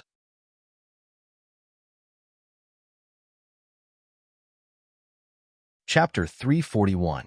Although it was a little cautious, it was still not enough. Perhaps they could take a detour. Little Apple, I heard that even the chef in your little master's residence has run away. Are you hungry? Why don't you come to my palace and stay for a few days? My palace has everything you need. You can eat anything you want. Lu Hin Ti began to coax it. Kieran's eyes lit up, but then it shook its head. No need. Master will take me to eat a lot of delicious food. I won't eat in the residence. These days, Ning Shuima took it to many restaurants. It ate a lot of delicious snacks and felt quite satisfied. How can the food outside compare to the food in the palace? The best chefs and the best food can't be eaten outside. Little Apple, why don't you go to the palace and have a look? The minister next to them also chimed in. Kieran was indeed a little tempted, but it was a little afraid of strangers. Besides, it was a mythical beast and didn't want to have too much contact with humans. It tilted its head and thought for a while, as if it suddenly thought of something. Its eyes lit up. Emperor, if my master cures your son, you will be greatly indebted to her. You should at least treat her to a meal, right? Lu Hin Ti. Of course, yes, that's it. Then, in order to thank her, you will definitely ask the chefs in the palace to cook the best food. Then, I will go with my master. It was still the smartest to think of such a good idea. The little Qilin smiled and narrowed its eyes. Lucian Emperor was speechless. Unexpectedly, he was stumped by Little Apple's words. He coughed and said, Little Apple, the delicious food and fun things in the Imperial Palace can't be eaten in one day. Even if your master brought you into the Imperial Palace, you could only stay for half a day. Kieran was actually not very interested in fun things. It preferred to eat. It thought for a while, and finally came up with another idea. Emperor, my master has been so kind to you. You should reward her with a lot of delicious food, right? Why don't you ask the chefs to cook all the delicious food? Little Apple, there are too many good things to eat.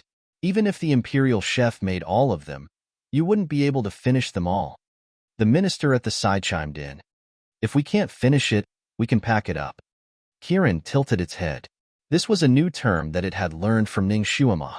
When everyone understood the meaning of pack from Kieran, they could not help but laugh. Who in the world would pack up and leave at the royal banquet? Kieran was too naive. One of the ministers explained to Kieran why they couldn't pack the food. In the end, he said to Kieran, Little Apple, even if the emperor's benevolence allows your master to pack the food, many things should be eaten while they're hot. Also, they can easily spoil. Why don't you stay in the palace and let the royal family feed you? Kieran immediately shook his head. No, I won't leave my master.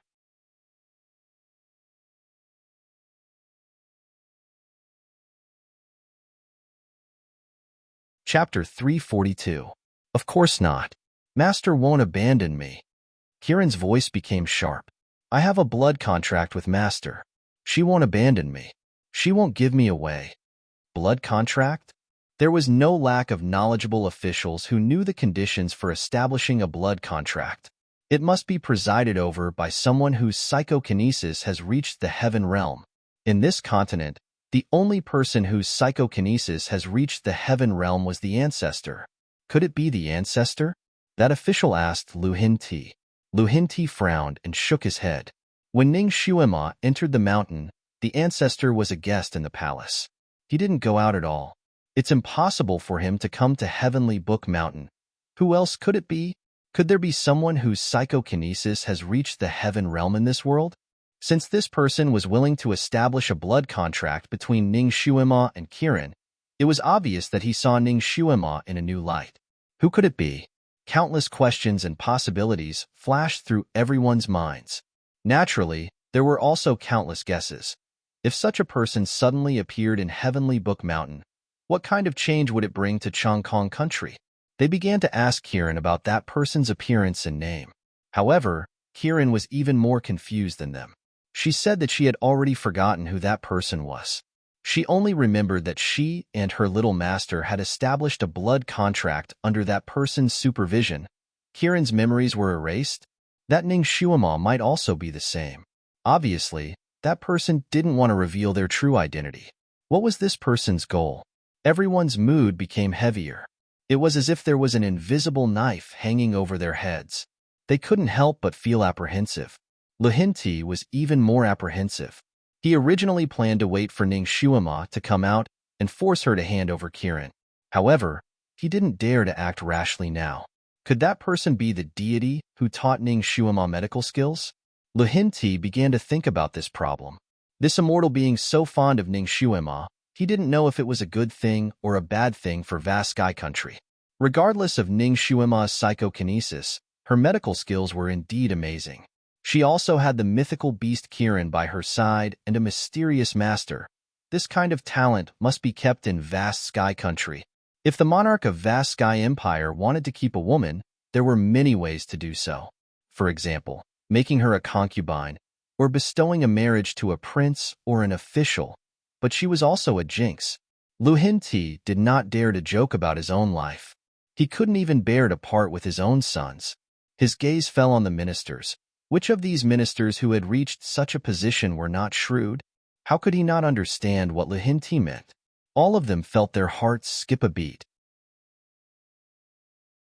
No one wanted to be cannon fodder, not even their own sons. Minister Zhua, I heard that the young master of your family is suave and romantic, and his literary talent is outstanding. Your Majesty, my son's body is weak. He is a bit of a playboy. Miss Ning is not inferior to men. She won't take a fancy to my son. Minister Zhua knelt down. Don't worry, I have already promised Shuima that I won't bestow a marriage to her. However, it's good for young people to play together more. Lu Hinti had his own plans. He smiled faintly and began to plan in his heart. If Ning Shuima didn't allow him to bestow a marriage, then he would simply find a way to hold a blind date for her and let all the young talents in the country participate. He didn't believe that the little girl's heart would not be moved. As long as she liked someone, it would be easy to handle.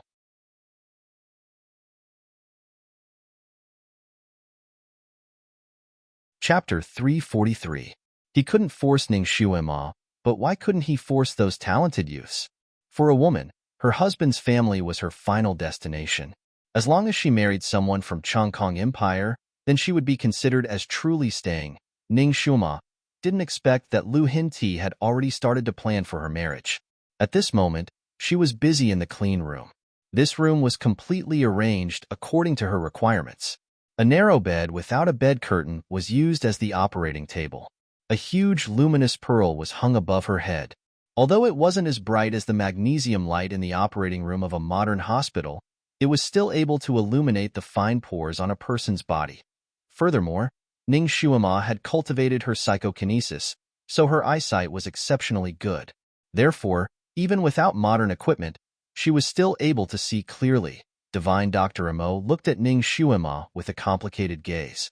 He had never seen anyone treat a patient like this before. Obviously, it was only his chest that was injured, but Ning Shuima ordered him to strip Ji Yunhuang naked. She even used strong alcohol to thoroughly wipe his entire body. After that, she covered the crown prince's lower body with a piece of white cloth, which finally covered some of the spring scenery. When he was doing all this for the crown prince, she didn't retreat out of embarrassment. Instead, she frequently asked him to wipe the places that he hadn't wiped yet, fearing that even a little bit would be left out. Throughout the entire process, her expression was calm. The crown prince's well-built body didn't cause any fluctuations in her emotions. The way she looked at the crown prince was like a doctor looking at a patient. When all the preparations were done, Ning Shuima then approached the small bed. She stretched out her finger and pressed on the already unconscious Ji Yunhuang's acupuncture point. Then, she picked up a shiny knife and scissors. Without even blinking, she cut open Ji Yunhuang's chest. Even the experienced and knowledgeable divine Dr. Amo was shocked by this scene. He forced himself to not open his mouth to ask. Ning Shuima had instructed him in advance that while she was treating Ji Yunhuang, he was not allowed to speak and only listen to her instructions. Both of them were wearing snow-white masks sewn by the emperor according to Ning Shuima's request. Divine Dr. Amo looked at Ning Shuima, who only revealed a pair of large eyes. and had a misconception that this girl was actually not human. Heart surgery was extremely difficult to perform. Fortunately, Ning Shuima had done a few cases in her previous life. Although the equipment here was a little shabby, she could find something else to replace it. Furthermore, she possessed the healing psychokinesis, so she could stop the bleeding in time and raise Ji Yunhuang's vitality in time. Furthermore, Ji Yunhuang's body was strong and his vitality was strong. This surgery was daunting but not dangerous. Ji Yunhuang was unconscious the entire time. He lay there motionless like a zombie, saving Ning Shuima a lot of trouble. Unknowingly, 3 hours had passed and the surgery was finally coming to an end. Ning Shuima began to carefully sew up layer by layer. When she sewed up the outermost layer of the epidermis, the unconscious Ji Yunhuang's fingers suddenly moved. His thin lips opened and closed as he spat out 2 words, Shuima. Although these 2 words were very vague, Ning Shuima could still hear them clearly. Her finger paused and was almost pricked by the thin silver needle. Divine Dr. Mo's hand was as fast as lightning. He tapped on Ji Yunhuang's body, and the awakened Ji Yunhuang fainted again. Ning Shuima glanced at Divine Dr. Mo. He can't wake up right now. Divine Dr. Mo explained. Ning Shuima nodded slightly. It seemed like this Divine Dr. Mo was not someone who could see through things easily.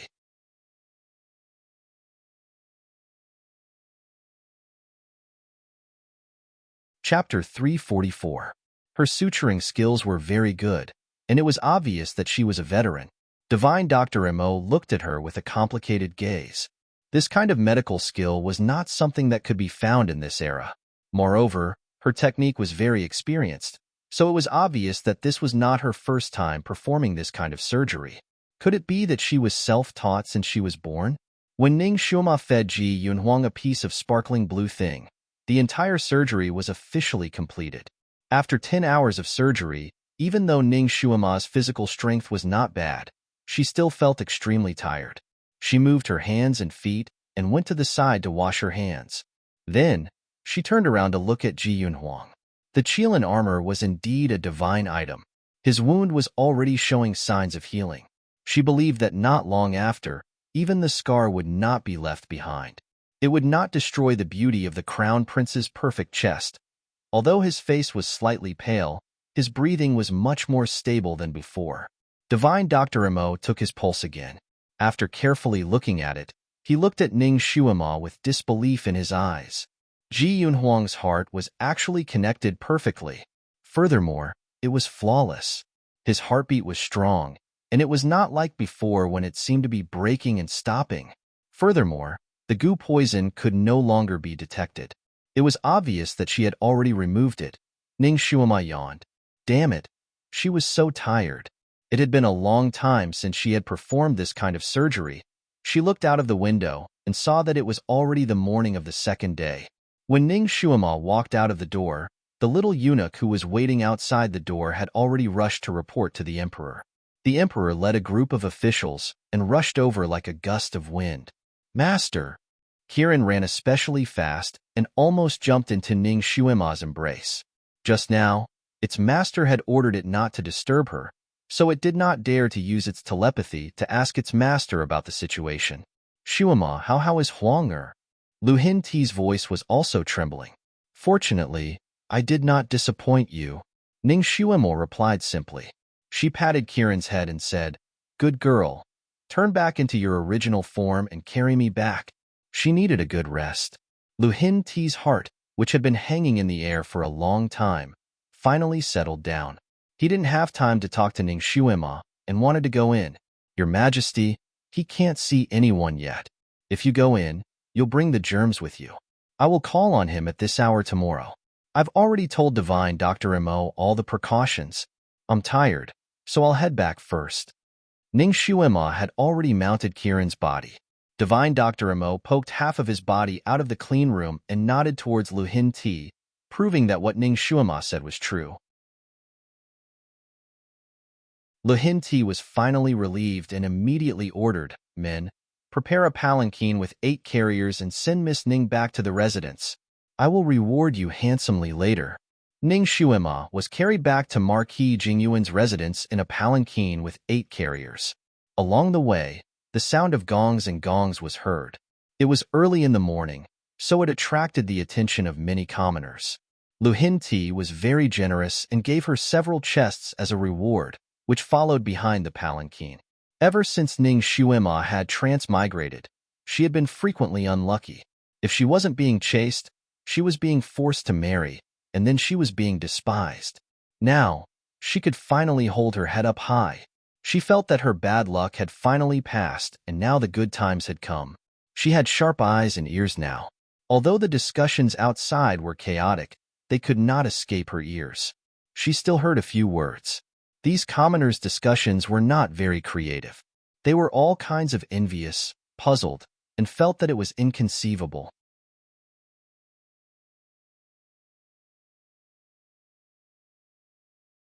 Chapter 345. The conversation between two of them reached her ears, causing her to open her slightly closed eyes. This Marquis Jing Yuan's daughter can be considered as a salted fish turning over a new leaf today. The reward for this banquet is so much. From today onwards, she won't have to worry about wearing gold and silver anymore. Whoever marries her, it will also be worth it. Marry her? Brother Liu, you must be joking. She is the ancestor and great master Han Shanyue, personally called her a jinx. Whoever marries her will jinx her. Do you still want your little life after marrying her? Actually, even if she is a jinx, so what? I heard that she is quite beautiful, has great medical skills, and also has money. If such a woman marries home, even if she jinxes me to death, I would be willing. Haha, Brother Liu. Don't tell me you are tempted by her. You want to marry her so that you won't have to struggle for a few decades? That's right, your Liu clan is already in decline. If you marry her, get her family property, and let the entire Liu clan live a good life, sacrificing you would be worth it. I am not doing this for her family property. I just feel that she is quite pitiful. If no one wants her, I can reluctantly do it. Ning Xuema pulled open the curtain of the sedan chair, revealing half of her face, and swept a glance at the two people. They were two passing scholars. At this moment, they were standing in the crowd, commenting on the sedan chair. Suddenly, they saw half of Ning Xuema's face. Their hearts trembled, and half of their bodies went limp. This little girl was really beautiful, especially when she smiled at them. Brother Liu, she is looking at me. Brother Zhang, you are mistaken. She is clearly looking at me. The two people suddenly felt that if they could marry such a girl, even if they died immediately, it would be worth it. The two people returned Ning Xuema's smile one after another. Ning Xuema stretched out her snow-white jade-like hand and lightly flicked her fingertips. The two people felt their palms go numb. They lowered their heads to look, and unexpectedly, there were two melon seed shells lying in their palms. Melon seed shells thrown by the beauty. The beauty specifically threw melon seed shells at them. Was she interested in them? The two of them held the melon seed shells tightly, as if they were holding some kind of treasure. The corners of Ning Xuema's lips curled up slightly. The two of them would soon discover that the melon seed shell wasn't an ordinary melon seed shell. Instead, it had been added with something else. They would pay the price for talking too much today. Their bodies would itch for 7 or 8 days. She was about to put down the curtain when she suddenly sensed something. Her gaze turned towards the second floor of a small, elegant building by the street. There was a guardrail on the second floor, and a man was sitting by the railing. He was clearly on the second floor, not too far away, but Ning Xuema couldn't see his face clearly. She could only see his azure robe fluttering in the breeze. Beside him was a small red clay stove. On top of the stove was a small, odd-looking flask. White mist was rising from the flask, enveloping half of the man's figure in the faint mist. Green ant new fermented wine, red clay small stove, night wishes for snow. Can you drink a cup? When Ning Xuema saw him, this ancient poem immediately appeared in her mind. She only felt that this poem matched this person very well. Although it was the beginning of autumn, and the autumn tiger was raging, it definitely wouldn't snow. However, that person sat there, with the bustling world behind him, and he seemed to be isolated from the world. He was cold and indifferent, untainted by the snow and frost of the world. Although that person only had a silhouette, Ning Shuima still recognized him. Han Shanyue, the art sage who threw her out of the window and even gave her the title of Jinx. Why was this bastard here?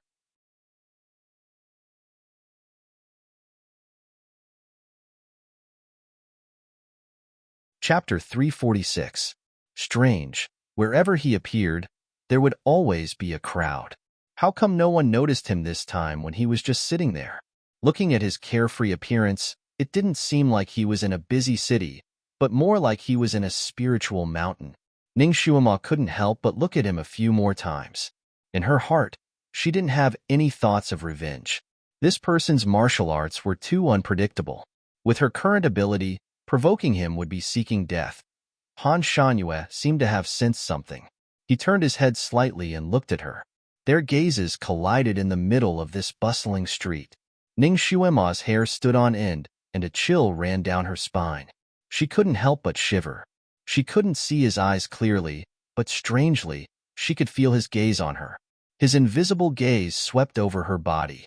His gaze felt like it was being soaked in ice water. So cold. This person's gaze gave her the same feeling as when the ancestor looked at her that day. Ning Shuima's heart skipped a beat. She didn't want to have anything to do with this person.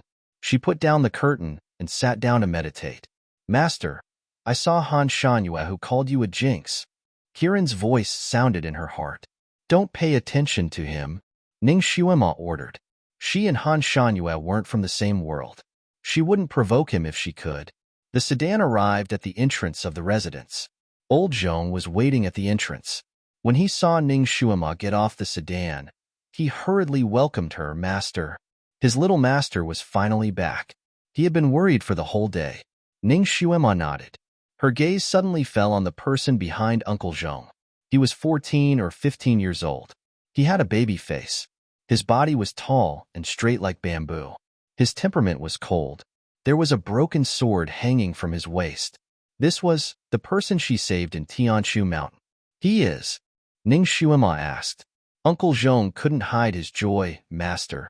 He is this old servant's new bodyguard. His martial arts are not bad. Ning Shuima looked at his pale face. Did he come here to repay a debt of gratitude? Or did he have other motives? His injuries healed quickly. The young man bowed slightly to her but didn't say anything. Ning Shuima did not expose him for the time being.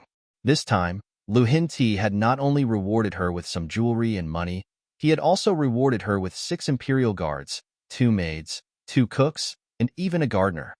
These people had naturally heard of Ning Shuima's reputation of being a jinx. They were also afraid of being cursed by her. However, they could not disobey the emperor's orders. If they did not come, they would die immediately. Therefore, no matter how unwilling they were, they had to follow along. Ning Shuima left these people to Old Zhong. She went in to take a shower, had breakfast, and then dove into the bedroom to sleep for a whole day. By the time she woke up, it was already sunset. Old Zhong sent someone to bring her dinner. As expected of an imperial chef sent by the inner palace, the food he made looked, smelled, and tasted good. After Ning Shuima and Kirin ate heartily, a maid came to clear away the leftover food. Kirin ate until its mouth was covered in oil. It was also very satisfied. It patted its stomach and said, "This imperial chef's food is really good. No wonder the old emperor used this to tempt me." Ning Shuima looked at it. Tempt you? Yes, master. The little Qilin's memory was quite good, so it told her everything that the old emperor and the civil and military officials had said to it at that time.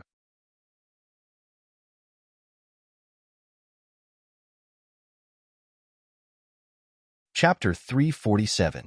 Ning Shuima sneered in her heart. It seemed that Lu Hinti had taken a fancy to Kirin again. He had almost taken Kirin's family property.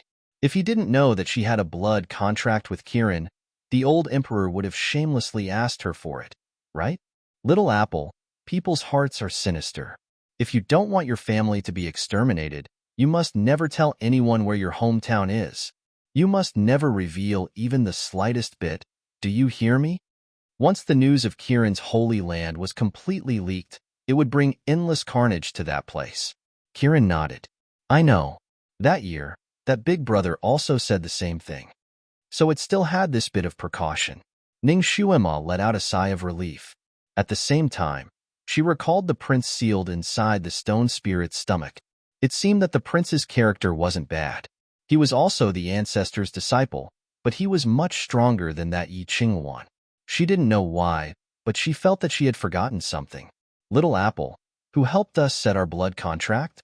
She felt that there was another person who had been in the stone spirit's stomach with her. But no matter how hard she tried, she couldn't remember who it was. Kieran blankly shook its head. I forgot. I only remember that it was an expert. Of course it was an expert. Otherwise, how could they set up a blood contract that only Heaven Realm cultivators could set up? What kind of expert? Do you still remember what he looked like? Kieran shook its head. I don't remember. She and Kieran both lost their memories of that expert at the same time. Did that expert erase her and Kieran's memories before he left?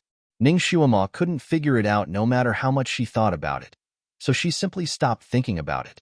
If that expert really wanted to harm her, she wouldn't be able to avoid it, so it was better to deal with all changes by sticking to the status quo. She gave Kieran a few more instructions, then waved her hand to let it go out and play by itself. She also walked out of the door. She discovered that she had only slept for a day, but the Marquis's mansion had already changed its appearance. The servants that the old emperor had bestowed upon her were already performing their duties. Some were weeding, some were patrolling, and some were sweeping. Ning Xuema took a stroll around the Marquis's mansion. No matter where she went, everything was in order. Everyone was doing their own thing, especially those few imperial guards. Some were patrolling, some were following behind her from afar, and some were resting. Their arrangement was very methodical. Ning Xuema's heart skipped a beat. She called old Zhong over. Uncle Zhong, who arranged for these people? Master, it's the newcomer, Shiju. He really has some skills. In half a day, he managed to tame these thorny guards. Uncle Zhong's tone was full of praise for the young man. This servant that delivered itself to his doorstep was too awesome. Although these imperial bodyguards were not top-notch experts, their martial arts skills were not low. Furthermore, he felt that he was from the inner palace, so he refused to submit to old Zhong's orders after coming here. They didn't dare to disobey the emperor's orders, but they still didn't put old Zhong in their eyes. There were also those imperial chefs, palace maids, and gardeners. Which one of them was easy to deal with? After entering the Marquis's mansion, they didn't want to do anything at all. They all acted as if they were begging for favors, and they even laughed at old Zhong who wanted to divide the work for them. Of course, they looked down on the newly arrived half-grown child, Shiju. In the end, Shiju challenged the most arrogant and unruly imperial bodyguard. He beat that imperial bodyguard up 4 or 5 times in a row and finally convinced him. Thus, many of the thorny guards became well-behaved and obediently followed the orders.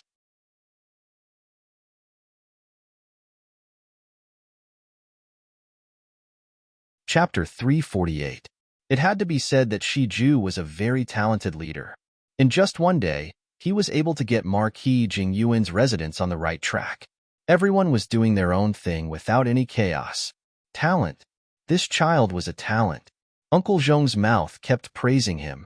Ning Xuema pondered for a moment before instructing Uncle Zhong to call the talented youth into her hall. After a moment, the youth walked in with large strides and bowed to Ning Xuema. Ning Xuema sized him up. The youth's posture was tall and straight like a jade tree. He had a handsome but slightly pale baby face. Although his appearance was 80% similar to number 2's, the 2's temperament was not the same. Number 2 was calm and straightforward, but this youth was like a smooth and insightful sword. Although his appearance did not reveal anything, there was a faint, elegant, and noble air about him. It seemed that his background was not ordinary. Ning Xuema's gaze fell on the treasured sword at his waist. The old scabbard did not have anything special about it. Even the treasured sword of a random warrior on the street looked much more expensive than this one. Number 2's nickname was Stone, a very common name. And this youth was called Shiju, a rather elegant and imposing name. Could it be that they were not related by blood? How did you find this place? Ning Xuema bluntly asked. As long as I have the heart, it is not difficult to find you, Shi Ju's voice was very calm. The youth was 14 or 15 years old, and his voice was in the stage of puberty. It was slightly hoarse and not very clear. "Why are you looking for me?" Ning Xuemo raised her eyebrows. The youth was silent for a moment before replying with 2 words. "To repay a debt of gratitude. I already said at that time that saving you was just a matter of convenience. There is no need for you to repay me. Whether you need it or not is your business. If I want to repay you, that is my business. I don't like to owe people favors." The youth replied straightforwardly. Ning Xuemo looked at him again. "Since you found me, you should have heard about me. I am a jinx and will jinx the people around me. Aren't you afraid of being jinxed by me? There is no such thing as fortune-telling. Moreover, if it were not for you, I would have died long ago. What jinx would I be afraid of?"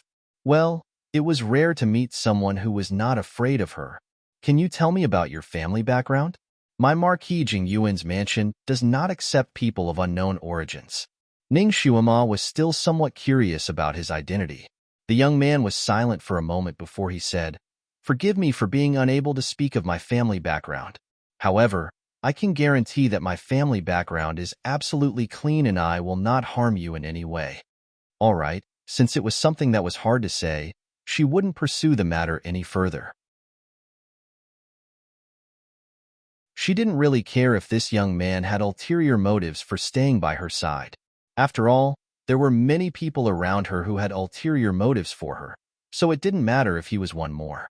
What's more, this young man's eyes were calm and pure. He didn't look like a cunning person.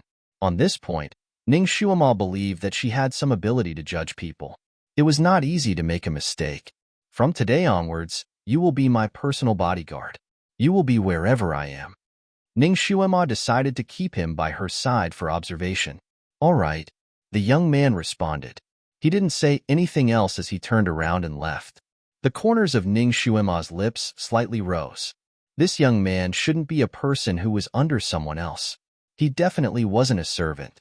Otherwise, he would have answered yes and not all right. What kind of identity would he have? She yawned. Forget it. Who cares what his identity is? As long as he doesn't hinder her from scheming against him.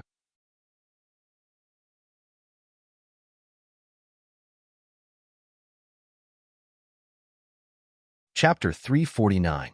In the blink of an eye, half a month had passed. During this half a month, Ning Xuema lived quite comfortably. In order to win her over, Lu Hinti specially let her inherit the title of Marquis Jingyuan. This was the first time a woman was conferred the title of Marquis in Chongkong country. Naturally, it caused a lot of discussion among the people. If this was in the modern era, it would be the same as her being on the entertainment headlines, becoming the topic of conversation after meals. More and more people wandered around her residence, wanting to see this legendary figure. These days, Marquis Jingyuan's residence was very peaceful. Those imperial bodyguards, palace maids, cooks, each and every one of them was living a healthy life, without any signs of being a jinx. In the beginning, every time Ning Xuema went out, the people who were afraid of being tainted by her bad luck would avoid her. It was even more effective than the officials sounding the gong to clear the way. But later on, when people saw that the people in Marquis Jingyuan's residence did not have any abnormalities, and even the senile chief steward became more energetic as he lived, they felt that Ning Xuema's heavenly jinx ability to jinx people was not that high, and was not that scary. Gradually, they stopped avoiding her. Half a month later, Ji Yunhuang's injuries were already half healed, and he could finally get out of bed and walk. Ignoring the eunuchs and imperial bodyguards who tried to stop him, he sat in a sedan chair and personally went to Marquis Jingyuan's residence to express his thanks and congratulate Ning Xuema on being conferred the title of Marquis. In order to receive this crown prince, Marquis Jingyuan's residence naturally became lively again. Ning Xuema had just come out of the training room when she heard that Ji Yunhuang had come to visit, so she immediately went out to meet him. "Your Highness, it is not suitable for you to walk around right now," Ning Xuema said as soon as she saw Ji Yunhuang, while sizing up his complexion. She could not help but say that the imperial family took good care of him. In just half a month, Ji Yunhuang no longer needed anyone to support him. Other than his complexion being a little pale and his body being a little thin, there was not much of a sickly appearance. Standing there, he was elegant and handsome, with a noble and elegant bearing. That faint sickly appearance added a sense of beauty to him. His complexion looked good. It seemed that his injuries had healed much faster than she had imagined. "Shuama, you never came to see me, so I came to see you."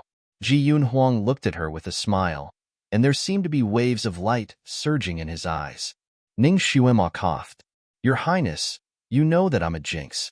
Your Highness is still sick. I don't want to jinx you. Life and death are decreed by fate. I don't care about this." Ji Yun Huang sighed as he stared at her. "If it weren't for you, I would have died half a month ago." His gaze was like water, faintly flowing with affection. Ning Shuema felt her hair stand on end from his gaze. She smiled. "Your Highness naturally won't mind, but I'm afraid that other people will." After chatting with Ji Yun Huang for a while, she began to chase him away. "That's enough. Your Highness's current condition is not suitable for you to run around and work so hard. It's better for you to return and recuperate. Lei Lu, help His Highness the Crown Prince back." Without any explanation, he sent Ji Yun Huang away. The news of His Highness the Crown Prince personally coming to express his gratitude spread like wildfire in the capital. As a result, people felt even more strongly that Ning Shuema's ability as a jinx was actually quite lacking. From the start, she wasn't that scary. Ning Shuema discovered that among the idle people strolling around her residence, there were a few young men who were trying to flirt with her. These people undoubtedly wanted to have a romantic encounter here, to have a chance encounter with a beautiful woman. However, every time Ning Shuema went out, there would be an expert by her side to protect her. Those people simply could not get close to her.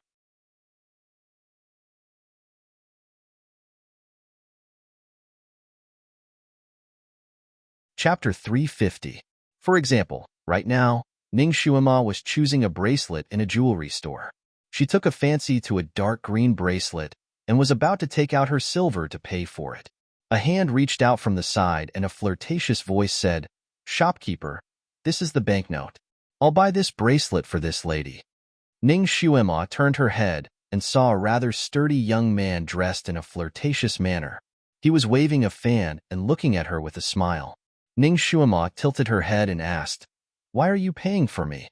Beautiful jade is just right for a beauty. This bracelet is perfect for a lady."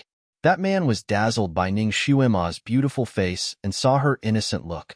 His heart felt like it was being scratched by a cat. He couldn't help but want to touch her. He held the bracelet in one hand and pulled Ning Shuema's hand with the other. Come, let me put it on for you." Before his wolf claws could touch the beauty's soft body, his body was lifted up. Before he could scream, his butt was kicked and he flew out of the store. With a bang, he fell flat on his face. He was dizzy and was about to get up when a foot stepped on his stomach.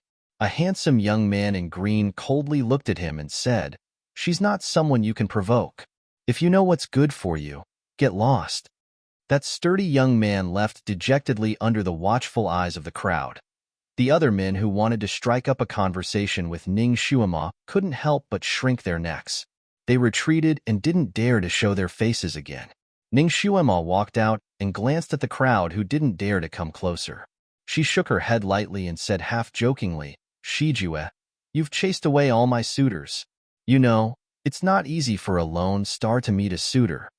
Shijue was expressionless and only said, "They're not worthy of you." Ning Shuema sighed.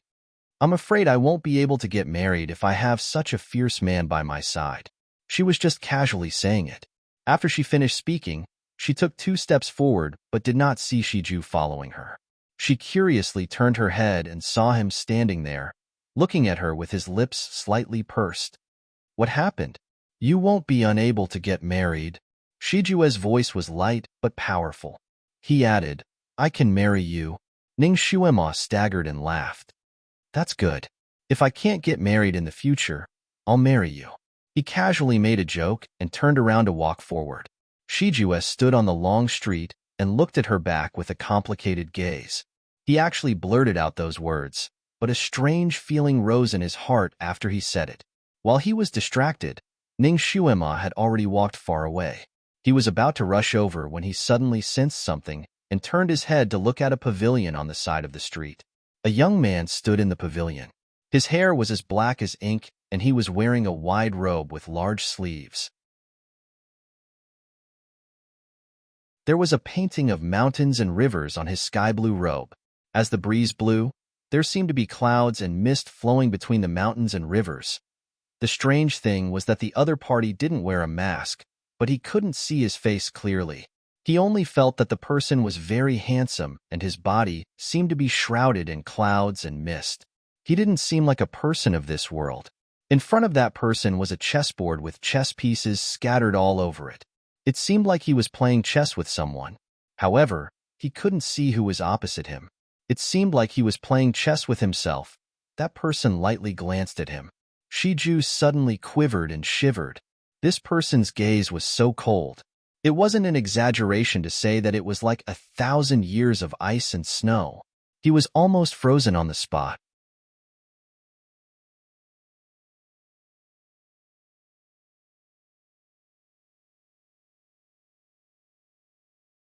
Chapter 351. Shijue, why are you in a daze? Keep up. Ning Shuema saw that he didn't catch up and couldn't help but call out to him. Shijue seemed to have woken up from a dream and hurriedly caught up. He was one step behind Ning Shuema. What were you looking at just now? Why are you in a daze? Ning Shuema was puzzled. Shiju usually had the appearance of a mature young man. It was rare to see him lose himself in thought. I was looking at that person. He's a little strange. Shijue replied and couldn't help but look in that direction again. Strange person? Ning Shuema followed his gaze but didn't see anything. What strange person? Why don't I see him? She turned her head and found that Shijue was looking in that direction with his eyes wide open in disbelief. He's gone. The quaint pavilion and the picturesque young man had disappeared without a trace in an instant. There was only one clothing store in that direction, and there were many people bustling in front of it. Could it be that he was seeing things? Shijue couldn't help but rub his eyes and look in that direction again. He still didn't see that person. He was bewildered. It was broad daylight. Could it be that he saw a ghost? Or was it a mirage? What did you see? Ning Shuema was curious. There weren't many things that could make Shijue lose his composure. Shijue said 2 words and stopped. Recently, he had been practicing martial arts a little diligently. Maybe he was seeing things. He didn't want to say it and make Ning Shuema worry. Nothing. I'm probably a little nervous and my eyes are playing tricks on me. Ning Shuema looked at him suspiciously and didn't ask any more questions. This child's mouth was very tight. If he didn't want to say something, even if you used a hammer, you wouldn't be able to pry it open. Besides, she wasn't interested in strange people. Since she came to this world, she had met enough strange people and was already used to it. Okay, let's go. Ning Shuema looked up at the sky. It was almost noon. Little Apple, what do you want to eat today? She asked the little blue cat on her shoulder. The little blue cat's eyes immediately widened in excitement. Let's go to the Drunken Immortal restaurant's roast duck today. The food at the Drunken Immortal restaurant was indeed very good. Ning Shuema nodded and headed towards the restaurant. The blue sea and the rolling white clouds. There was a lush island in the middle of the sea. Faint clouds and mist gathered and dispersed around the island, making the island appear and disappear from time to time. It was like the legendary Fangzhongying Tai. Strange flowers and trees were everywhere on the island. In the shade of the green trees, there were several places with overhanging eaves and arches. Obviously, there were people living there. There was a small pavilion at the highest point of the immortal island. The gazebo was agarwood-colored, ancient and full of ancient charm.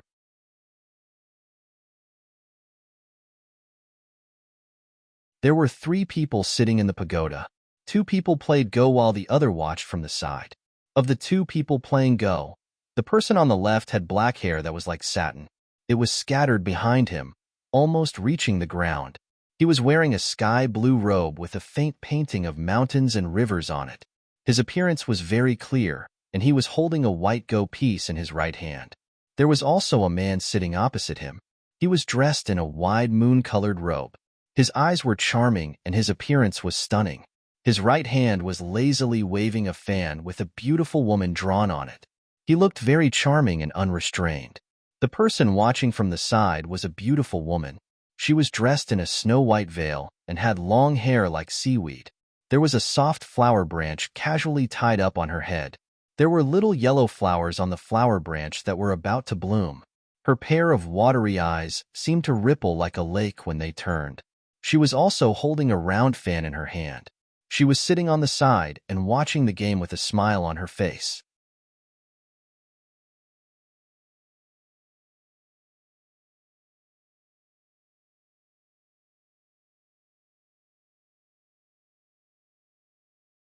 Chapter 352.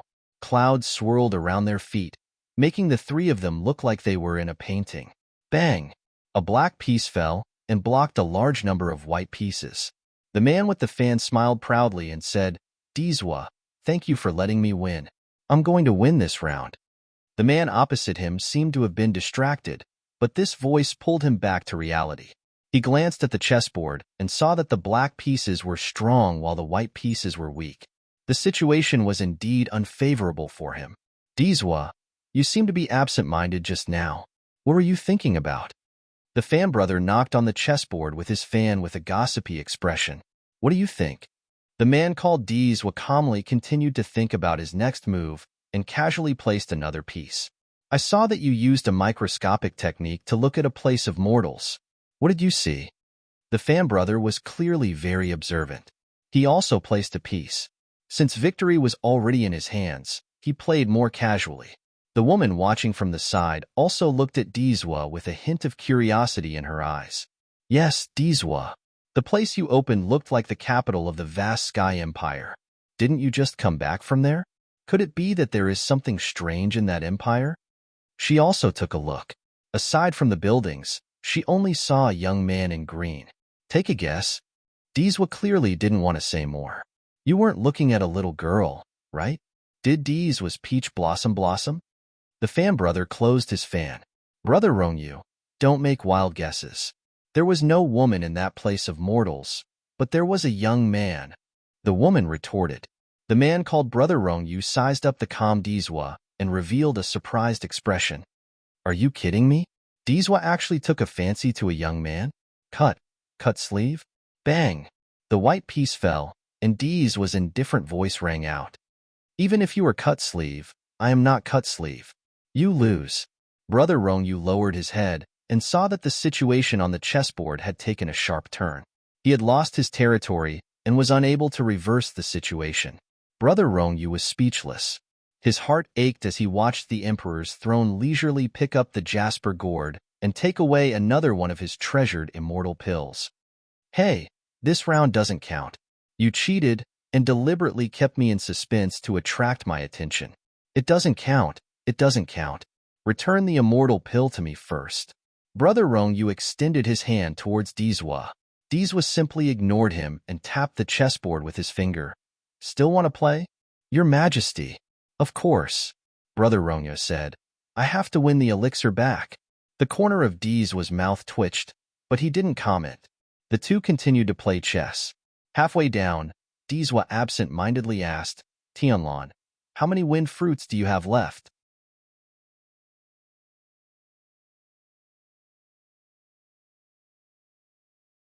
"What are you doing?" Rongyu at Tianlan cast a sidelong glance at him. "You've used up more than half of the Tianfeng fruits that I've accumulated for 100 years. Now that Dizwa's power has recovered, you don't need to worry about my fruits anymore, right?" Dizwa gently tapped the chessboard and said, "The heavenly wind fruit will spoil if left out for too long. So Dizwa came here to waste so many of my fruits for my own good? You're afraid that I won't be able to finish them and will waste them?" Rongyu Tianlan gritted his teeth. "Tianlan, your IQ has increased a lot." Dizwa praised him. The girl next to him looked at Rongyu Tianlan's dark face and laughed. "Dizwa is right. Tianlan, the three of us have always been on the same page. Since your fruits are good medicine for Dizwa's recovery, there's no harm in contributing a few. In any case, you won't be able to finish them."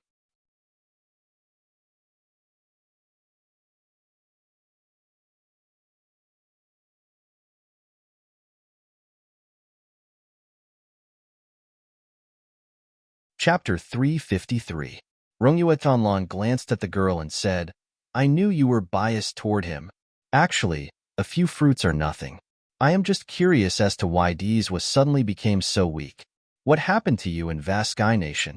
This is the first time this has happened, so I am very curious. Anyway, Deeswa, since I've contributed so many fruits, can you help me clear up my doubts? I have been bored for almost a month now. The girl's bright eyes also fell on Deeswa's face. She clearly wanted to know. Deeswa didn't raise his head. He continued to look at the chessboard and asked indifferently, "Do you really want to know?" The other two nodded. Their appetites had been whetted. "I am not telling you." Deeswa's words extinguished their little flame of gossip. Bang!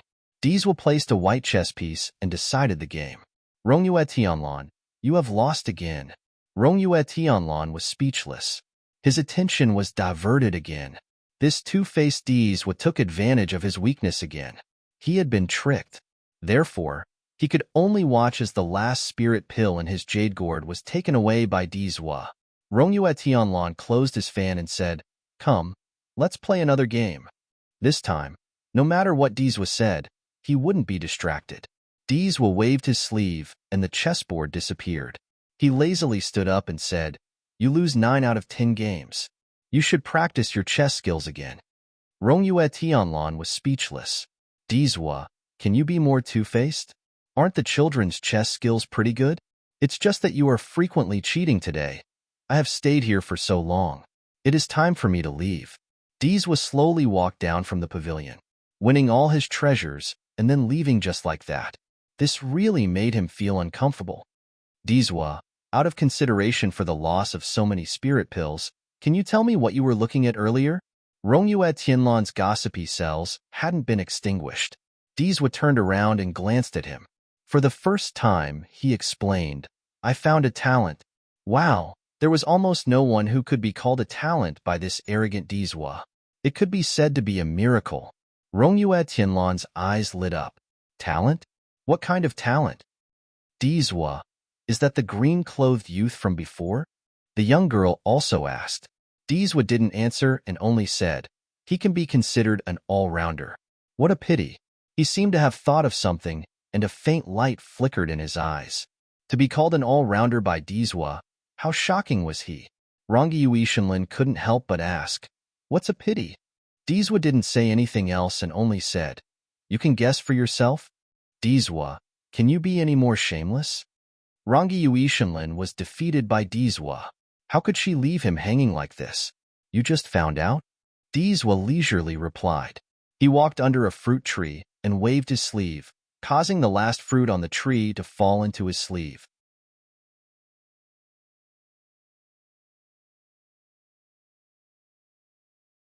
He then added, "I can be even more shameless." Rongyue Shenlin, Deeswa's figure gradually disappeared into the boundless sea of clouds. Rongyue Shenlin couldn't help but shake his head. He turned around and saw the young girl standing in the same place, looking in the direction where Deeswa disappeared. She seemed to be in a trance. He gently tapped her shoulder with his folding fan. "Don't look. He has already left." Adding more to the monthly ticket.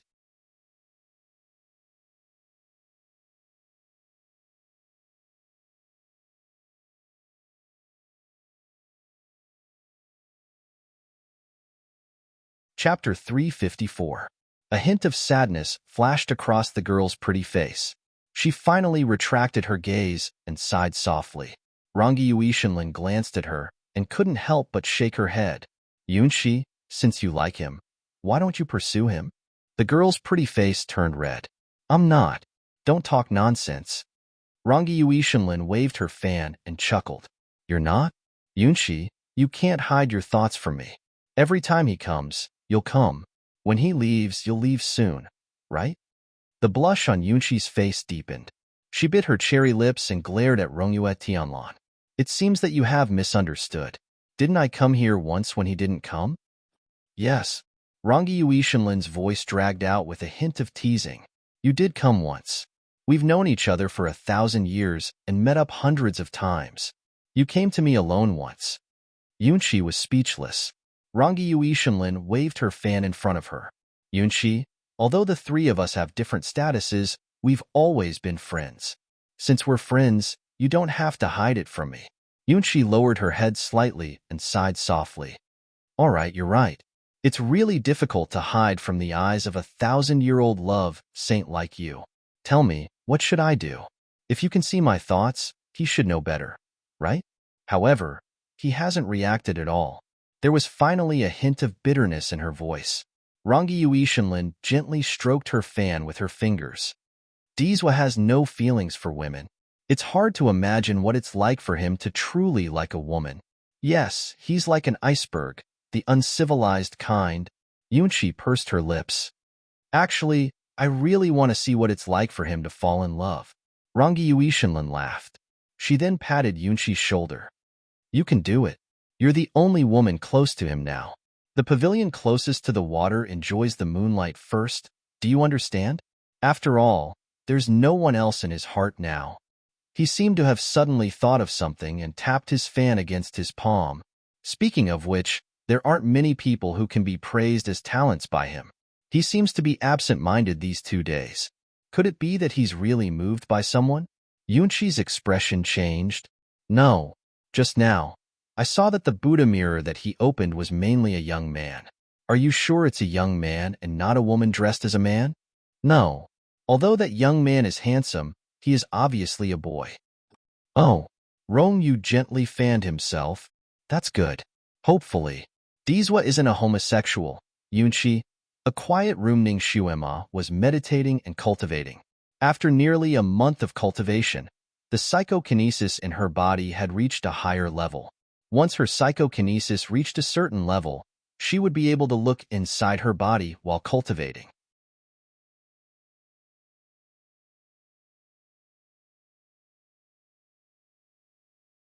When her psychokinesis reached the 4th level of the human step, she would be able to see the spiritual root in her dantian in her mind, because Ning Shuema's dantian was like a bottomless pit and had the strange ability to absorb psychokinesis. She had experimented with storing her psychokinesis in other acupuncture points after much difficulty. Now, when she was meditating, she was finally able to see the spiritual root that she had cultivated through her inner vision. In a vast expanse of whiteness, 2 small sections of the spiritual root were faintly discernible. One was red and the other was green. The red section was only the size of a fingernail and its color was faint, like a small cluster of flames that could be extinguished at any time. The green section was slightly bigger. It was as thick and as tall as a pinky finger and dark green in color. It was very pleasing to look at.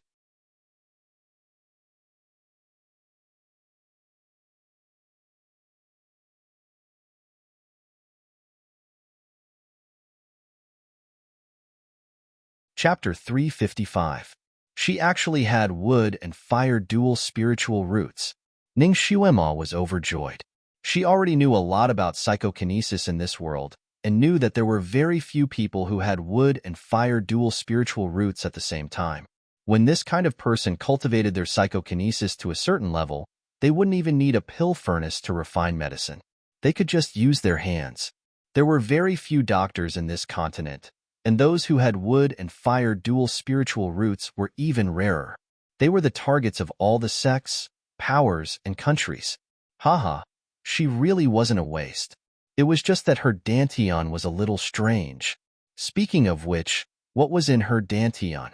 How could it have the ability to devour psychokinesis? Ning Shuema's heart was filled with curiosity, and she tried to use her inner vision to observe that place.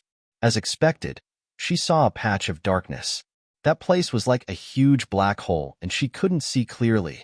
She urged her psychokinesis to move forward a little. Suddenly, her dantian shook, and the small wave of psychokinesis that she urged was sucked into that black hole. Ning Shuema was caught off guard. Her vision turned black, and her divine sense turned dark. Her entire body seemed to have been sucked into a dark fog, and she couldn't distinguish north from south. Her heart was shocked, and she subconsciously wanted to run out. However, the suction force was too strong. Her divine sense was too weak, and she couldn't break free at all. While the sky and earth were spinning, she sank deeper and deeper into the black fog, but she couldn't see any way out. Damn, she wouldn't enter the legendary chi deviation, right? To be eaten by her own dantian, that was too strange. Ning Xuema simply stopped struggling and let that force take her into the depths of the black abyss. She couldn't perceive the passage of time in her mind, and Ning Xuema didn't know how long she had been in that black abyss. The black fog in front of her gradually thinned out. Her divine sense could finally see a little bit of things. She also saw something. No, it wasn't something. It should be a person. A small person, the size of a fetus that hadn't fully formed yet, was lying in an even thicker black fog, swaying slightly. Ning Xuema was speechless when she saw the small fetus. Ever since she had transmigrated, she seemed to have an affinity with children. There were many children by the ancestor's side. Kieran was a child, and, she seemed to know another child. Who was he? She still couldn't remember. He stopped thinking about it, and just stood there looking at the small fetus. Looking at the half-curled body lying there, she couldn't tell if it was a man or a woman, nor could she make out his facial features.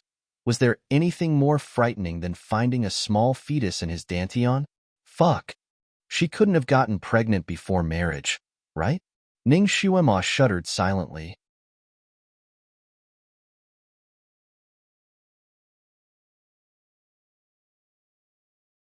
Weren't children conceived in the womb? This was the first time she had seen it in her dantian. He was simply a weirdo who could not be any weirder. What was even worse was that she herself was the weirdo.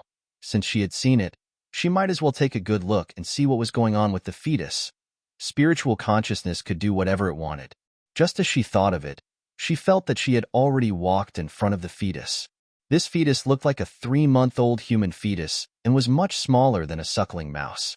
It was very small, and there was a light black protective membrane around it, and this protective membrane was in the inky black fog. Ning Xuema subconsciously stretched out her hand to touch the fetus, but she suddenly withdrew her hand.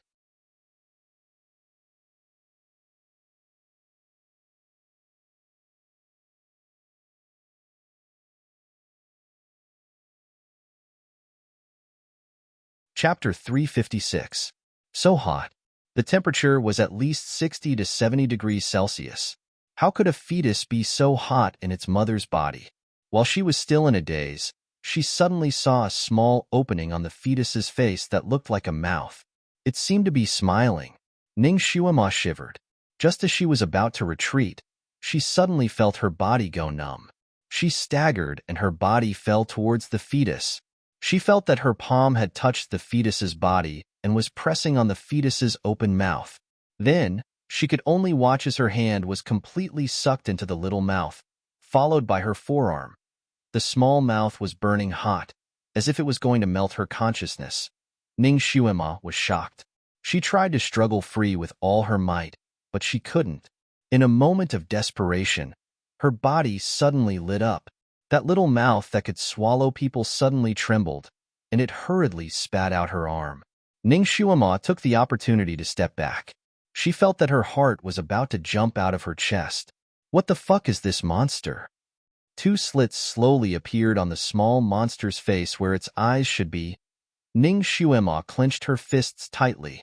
She could feel a pair of sharp and cold eyes sweeping towards her through the slits.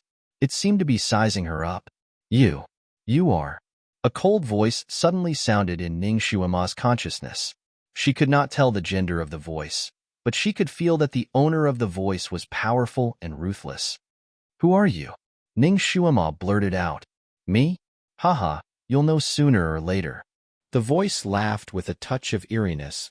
Now, you can go out. Following the last sentence of the voice, Ning Xuema's vision suddenly turned black. Her consciousness floated out of the dark abyss. Ping, ping, ping. The sound of metal clashing against metal woke Ning Xuema from her stupor. She opened her eyes with sweat dripping down. She realized that she was still in the quiet room where she practiced martial arts. The sound of fighting outside could not be ignored. I don't mean any harm. I just want to see Miss Ning. A person's voice entered Ning Xuema's ears. She's not someone you can meet just because you want to. Another cold voice sounded. It was Shi Ju's voice. He was now Ning Xuema's personal bodyguard. Every time Ning Xuema cultivated in the quiet room, he would protect her in the dark, ensuring that she would not be disturbed by anyone. Ning Xuema wiped the cold sweat off her forehead and sighed. Shijue, Let him in. I recognize him. The sounds of fighting finally stopped. A moment later, a man in black pushed open the door and entered. He cupped his hands towards Ning Shuima and said, "Miss Ning." Shiju came in almost at the same time as him and stood in front of Ning Shuima without batting an eyelid. He coldly said to that person, "She is now Marquis Jingyuan. You can call her Marquis." That person paused. As expected, he bowed towards Ning Shuima and said, "Marquis Ning."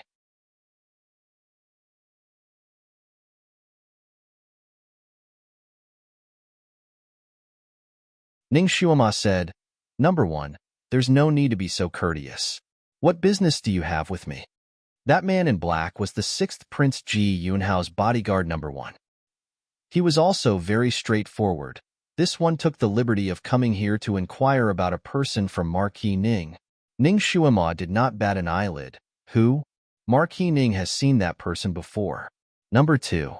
He was ordered by His Highness to protect Marquis Ning when Marquis Ning went into the mountains. Now that Marquis Ning has returned, he has not returned. This one has been searching for him for several days, but there is no trace of him. Does Marquis Ning know where he is now?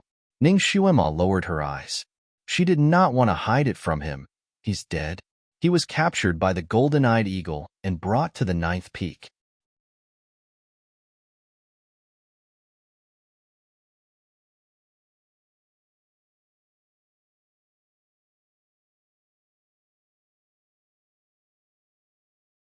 Chapter 357. Number one's expression changed slightly. He had long suspected that number two had met with misfortune, but he still held onto a sliver of hope. Now that he had received confirmation from Ning Shuima, his eyes darkened. Golden-eyed eagle? Why would the golden-eyed eagle capture him? Did you go to the ninth peak? You don't need to ask. Ning Shuima didn't want to tell him about her fortuitous encounter. When she thought of number two, her voice became gloomy. He's dead, it's true. I couldn't save him. Number one's body swayed slightly, then he straightened up like a javelin. He cupped his hands towards Ning Shuima. Thank you for telling me, Marquis Ning. This matter. I'll investigate it further. I also hope that Marquis Ning won't tell the sixth prince that I came to disturb you. He turned to leave. So he came without telling Ji Yunhao. It seemed that his relationship with number two wasn't shallow. You're number two's friend? Ning Shuima asked. He's my brother. Number one replied. His gaze suddenly fell on Shiju, who was standing at the side. Marquis Ning, can you tell me who he is? Who I am has nothing to do with you. Shiju replied coldly. Number one's eyes darkened, and he looked at him again. You actually look like my brother. It's just that, he's not as young as you. Shiju's voice was even colder. There are many people who look alike in this world. I've said it before, I have nothing to do with your brother.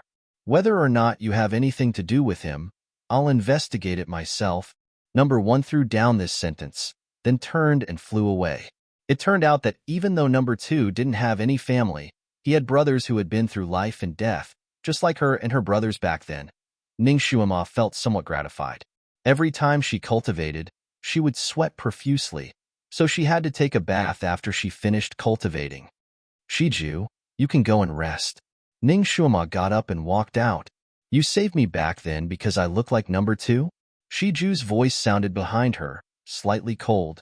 That's part of the reason, Ning Shuima replied. She had tried her best to save him that day because of his face. If he didn't look like number two, would she make a move? He should be making a move as well, right?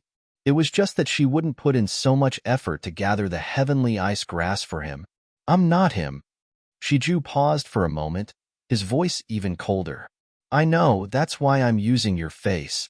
Ning Shuima was half serious and half joking. You should be glad that you have such a face. It saved your life. At this moment, Ning Shuima had already walked to the door. Do you like him a lot? Shiju's voice was emotionless. I do. He's like a brother in my heart, the kind that goes through life and death together. Ning Shuima stretched herself. You're using me as his substitute? Shiju's voice sounded even worse. Ning Shuima finally looked back at him.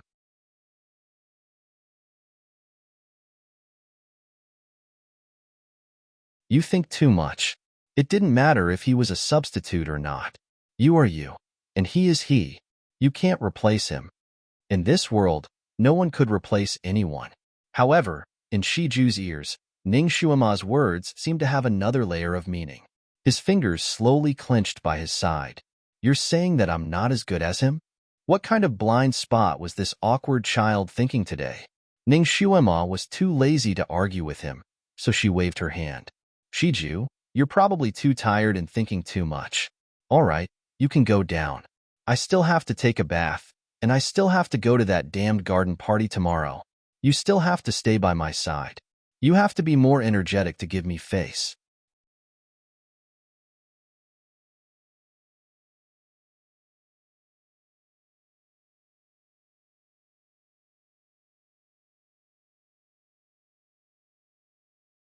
Chapter 358.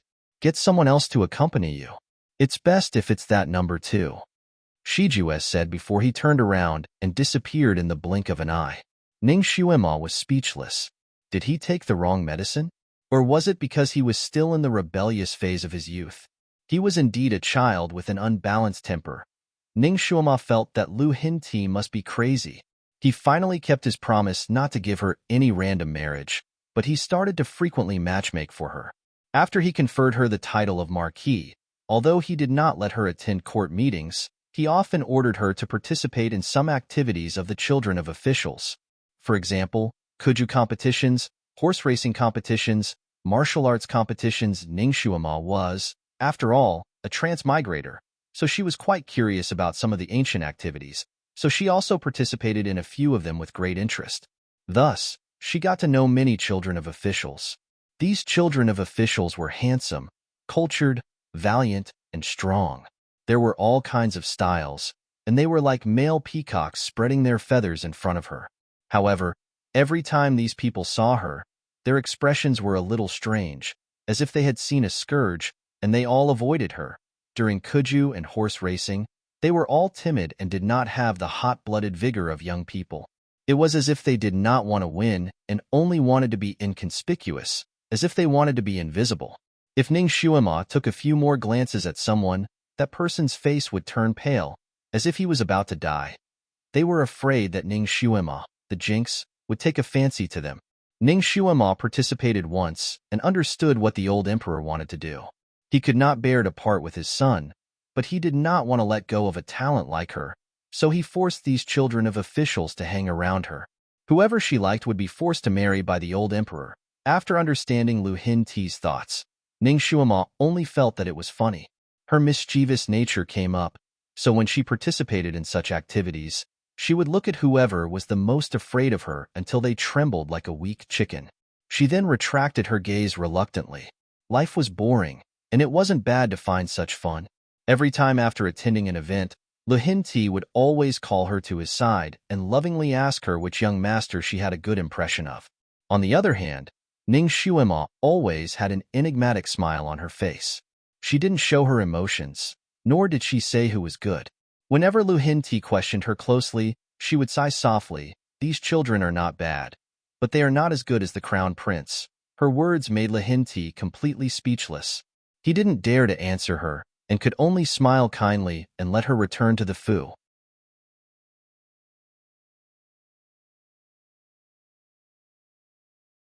After Ning Shuima had participated in such activities 4 or 5 times, Lu Hinti finally understood that such activities were useless. This little girl seemed to like handsome men. Then it occurred to him to organize a literary society, a garden party. He ordered all unmarried children of 7th ranked and above officials to attend. Those who were already married could also attend. If Ning Shuima was the only one in a group of young men, it wouldn't be appropriate. Thus, the young ladies of the officials were also ordered to attend. When the time came, Lu Hinti would also be there to liven things up. Ning Shuima pondered. How was this a garden party? It was clearly a blind date. In order to keep her, the old emperor was willing to spend a lot of money. He even pretended to be the old man under the moon and acted as a matchmaker. Ning Shuima had been living a comfortable life recently. Every day, apart from practicing martial arts and refining medicine, she would also go shopping. She was also quite bored, so it was good to be able to attend such a banquet and see the excitement of those people.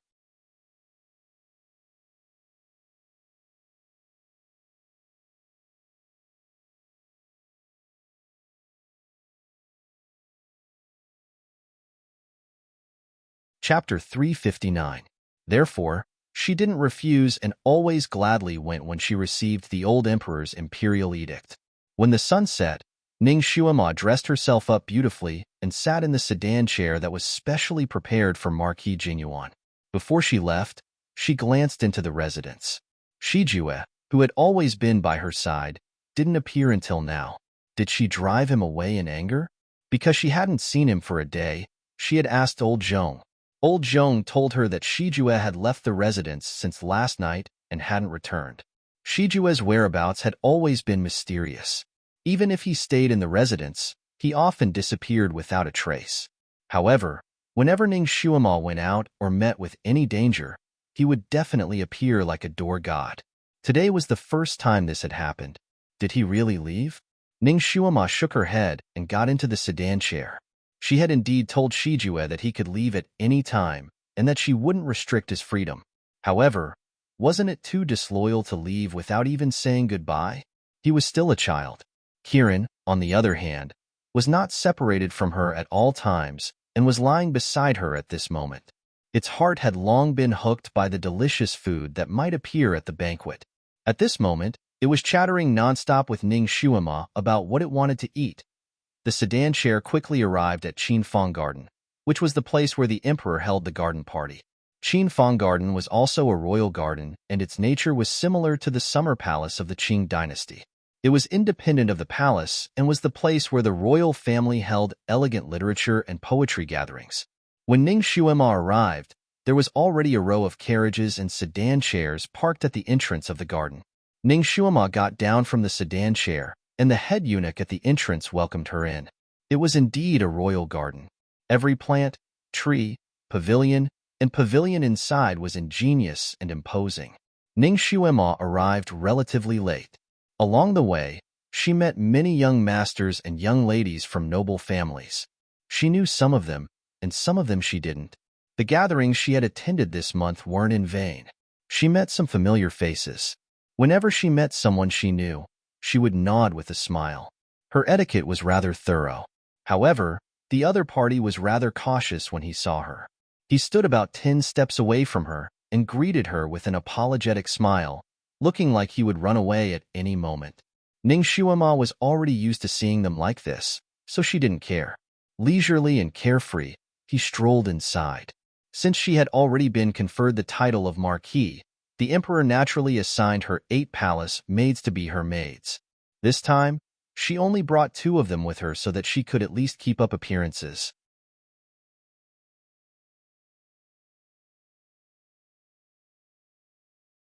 However, she felt that they were a burden to her, so she let them play by themselves. She felt more at ease wandering around on her own. Since it was a garden, there were naturally many flowers and plants. All kinds of flowers and plants either slanted out or swayed in the flower beds. Ning Shuima enjoyed the scenery on both sides as she walked. She was very interested in strolling around the garden. Kirin, on the other hand, was a little unhappy. It had sharp ears. Wherever Ning Shuima passed by, there would always be some gossip behind her. She's the newly conferred Marquis Jingyuan? She's pretty. So what if she's pretty? She's a jinx who brings misfortune to her husband. Whoever marries her will die quickly. Recently, the emperor seems to be looking for a husband for her. I heard that as long as she likes him, the emperor will bestow a marriage. That's right. That's why my father quickly arranged a marriage for me. Kirin didn't know how many similar words it had heard. It crouched on Ning Shuima's shoulder and was very angry. It wanted to give those gossipers a claw.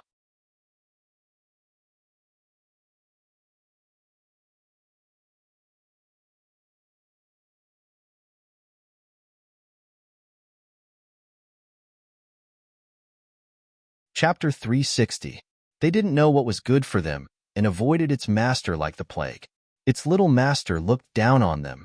Master, when Kirin grows up in the future, I will marry you as the Kirin queen and let these stupid humans go to hell. Little Apple was indignant. Ning Shuima was sniffing a flower with her head lowered. When she heard its words, she laughed and patted its head. Let's talk about it when you grow up, queen. Was the one who was chased out of the Kirin Holy Land the Kirin prince? This Kirin grew for 2,000 years and only grew to the size of a 7 or 8-year-old boy. When it became an adult, she would have reincarnated many times. Because it was autumn, the most blooming flowers in the garden were yellow, red, white, purple, and even green. There was a patch in the east and a cluster in the west, competing with each other in beauty and fragrance. Because the modern chrysanthemum had a special meaning, it led to fewer and fewer chrysanthemums being planted. Although Ning Shuima had seen a lot of chrysanthemums, it was the first time that she had seen such a complete variety of them. She was admiring along the way when a person suddenly rushed out from the small path and almost bumped into her. Ning Shuima nimbly retreated. That person staggered and stood still. He bowed to her.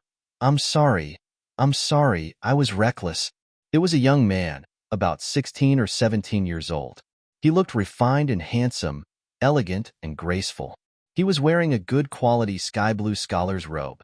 It was obvious that he was a noble young master. It was the first time that he had met Ning Shuima. Ning Shuima shook her head. "It's okay." She turned around and was about to leave. "Thank you for your generosity, Mississippi. I was reckless. I don't know which family you are from. Can you give me the honor of traveling with you?" That teenager's clear eyes focused on Ning Shuima. There was a trace of amazement in them. It was rare to meet someone who wasn't afraid of her. Ning Shuima looked at him with interest and asked, "Who is young master?"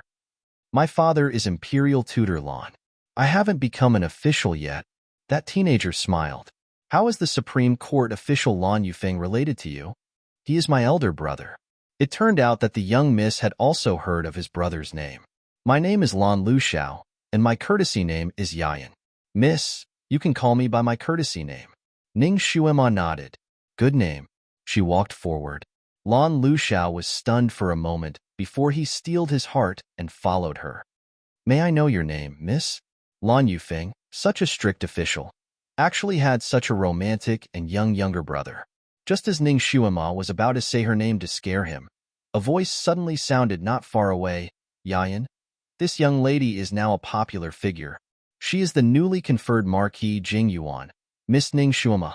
The voice was crisp and clear. It was a young girl. Lan Luxiao was stunned.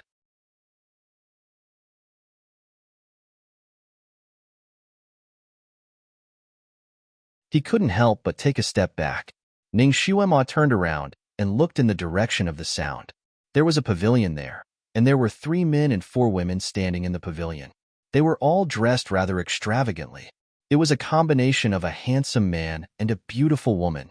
The person who spoke was a young girl with a long face. She had met Ning Shuima once before. She seemed to be a marquis daughter. As for the few people beside her, some of them looked familiar, while some of them were completely unfamiliar. At this moment, 7 pairs of eyes were looking in their direction. It was obvious that they wanted to watch a good show. Lan Liuxiao's handsome face was slightly red. After taking 2 steps back, he bowed to Ning Shuima in a panic. "So it is Marquis Ning. I have been presumptuous just now." He escaped in a hurry and ran to the pavilion. "Brother Huang, Brother Meng." He greeted those people one by one. "You're tuning in to the Romance Rendezvous YouTube channel. We're so grateful for your support, and don't forget to subscribe to join us on this incredible journey through captivating stories. Your generosity through donations truly makes a world of difference, as it's the primary source of revenue that allows me to expand and enhance this channel for you. Thank you from the bottom of my heart for being a part of this adventure.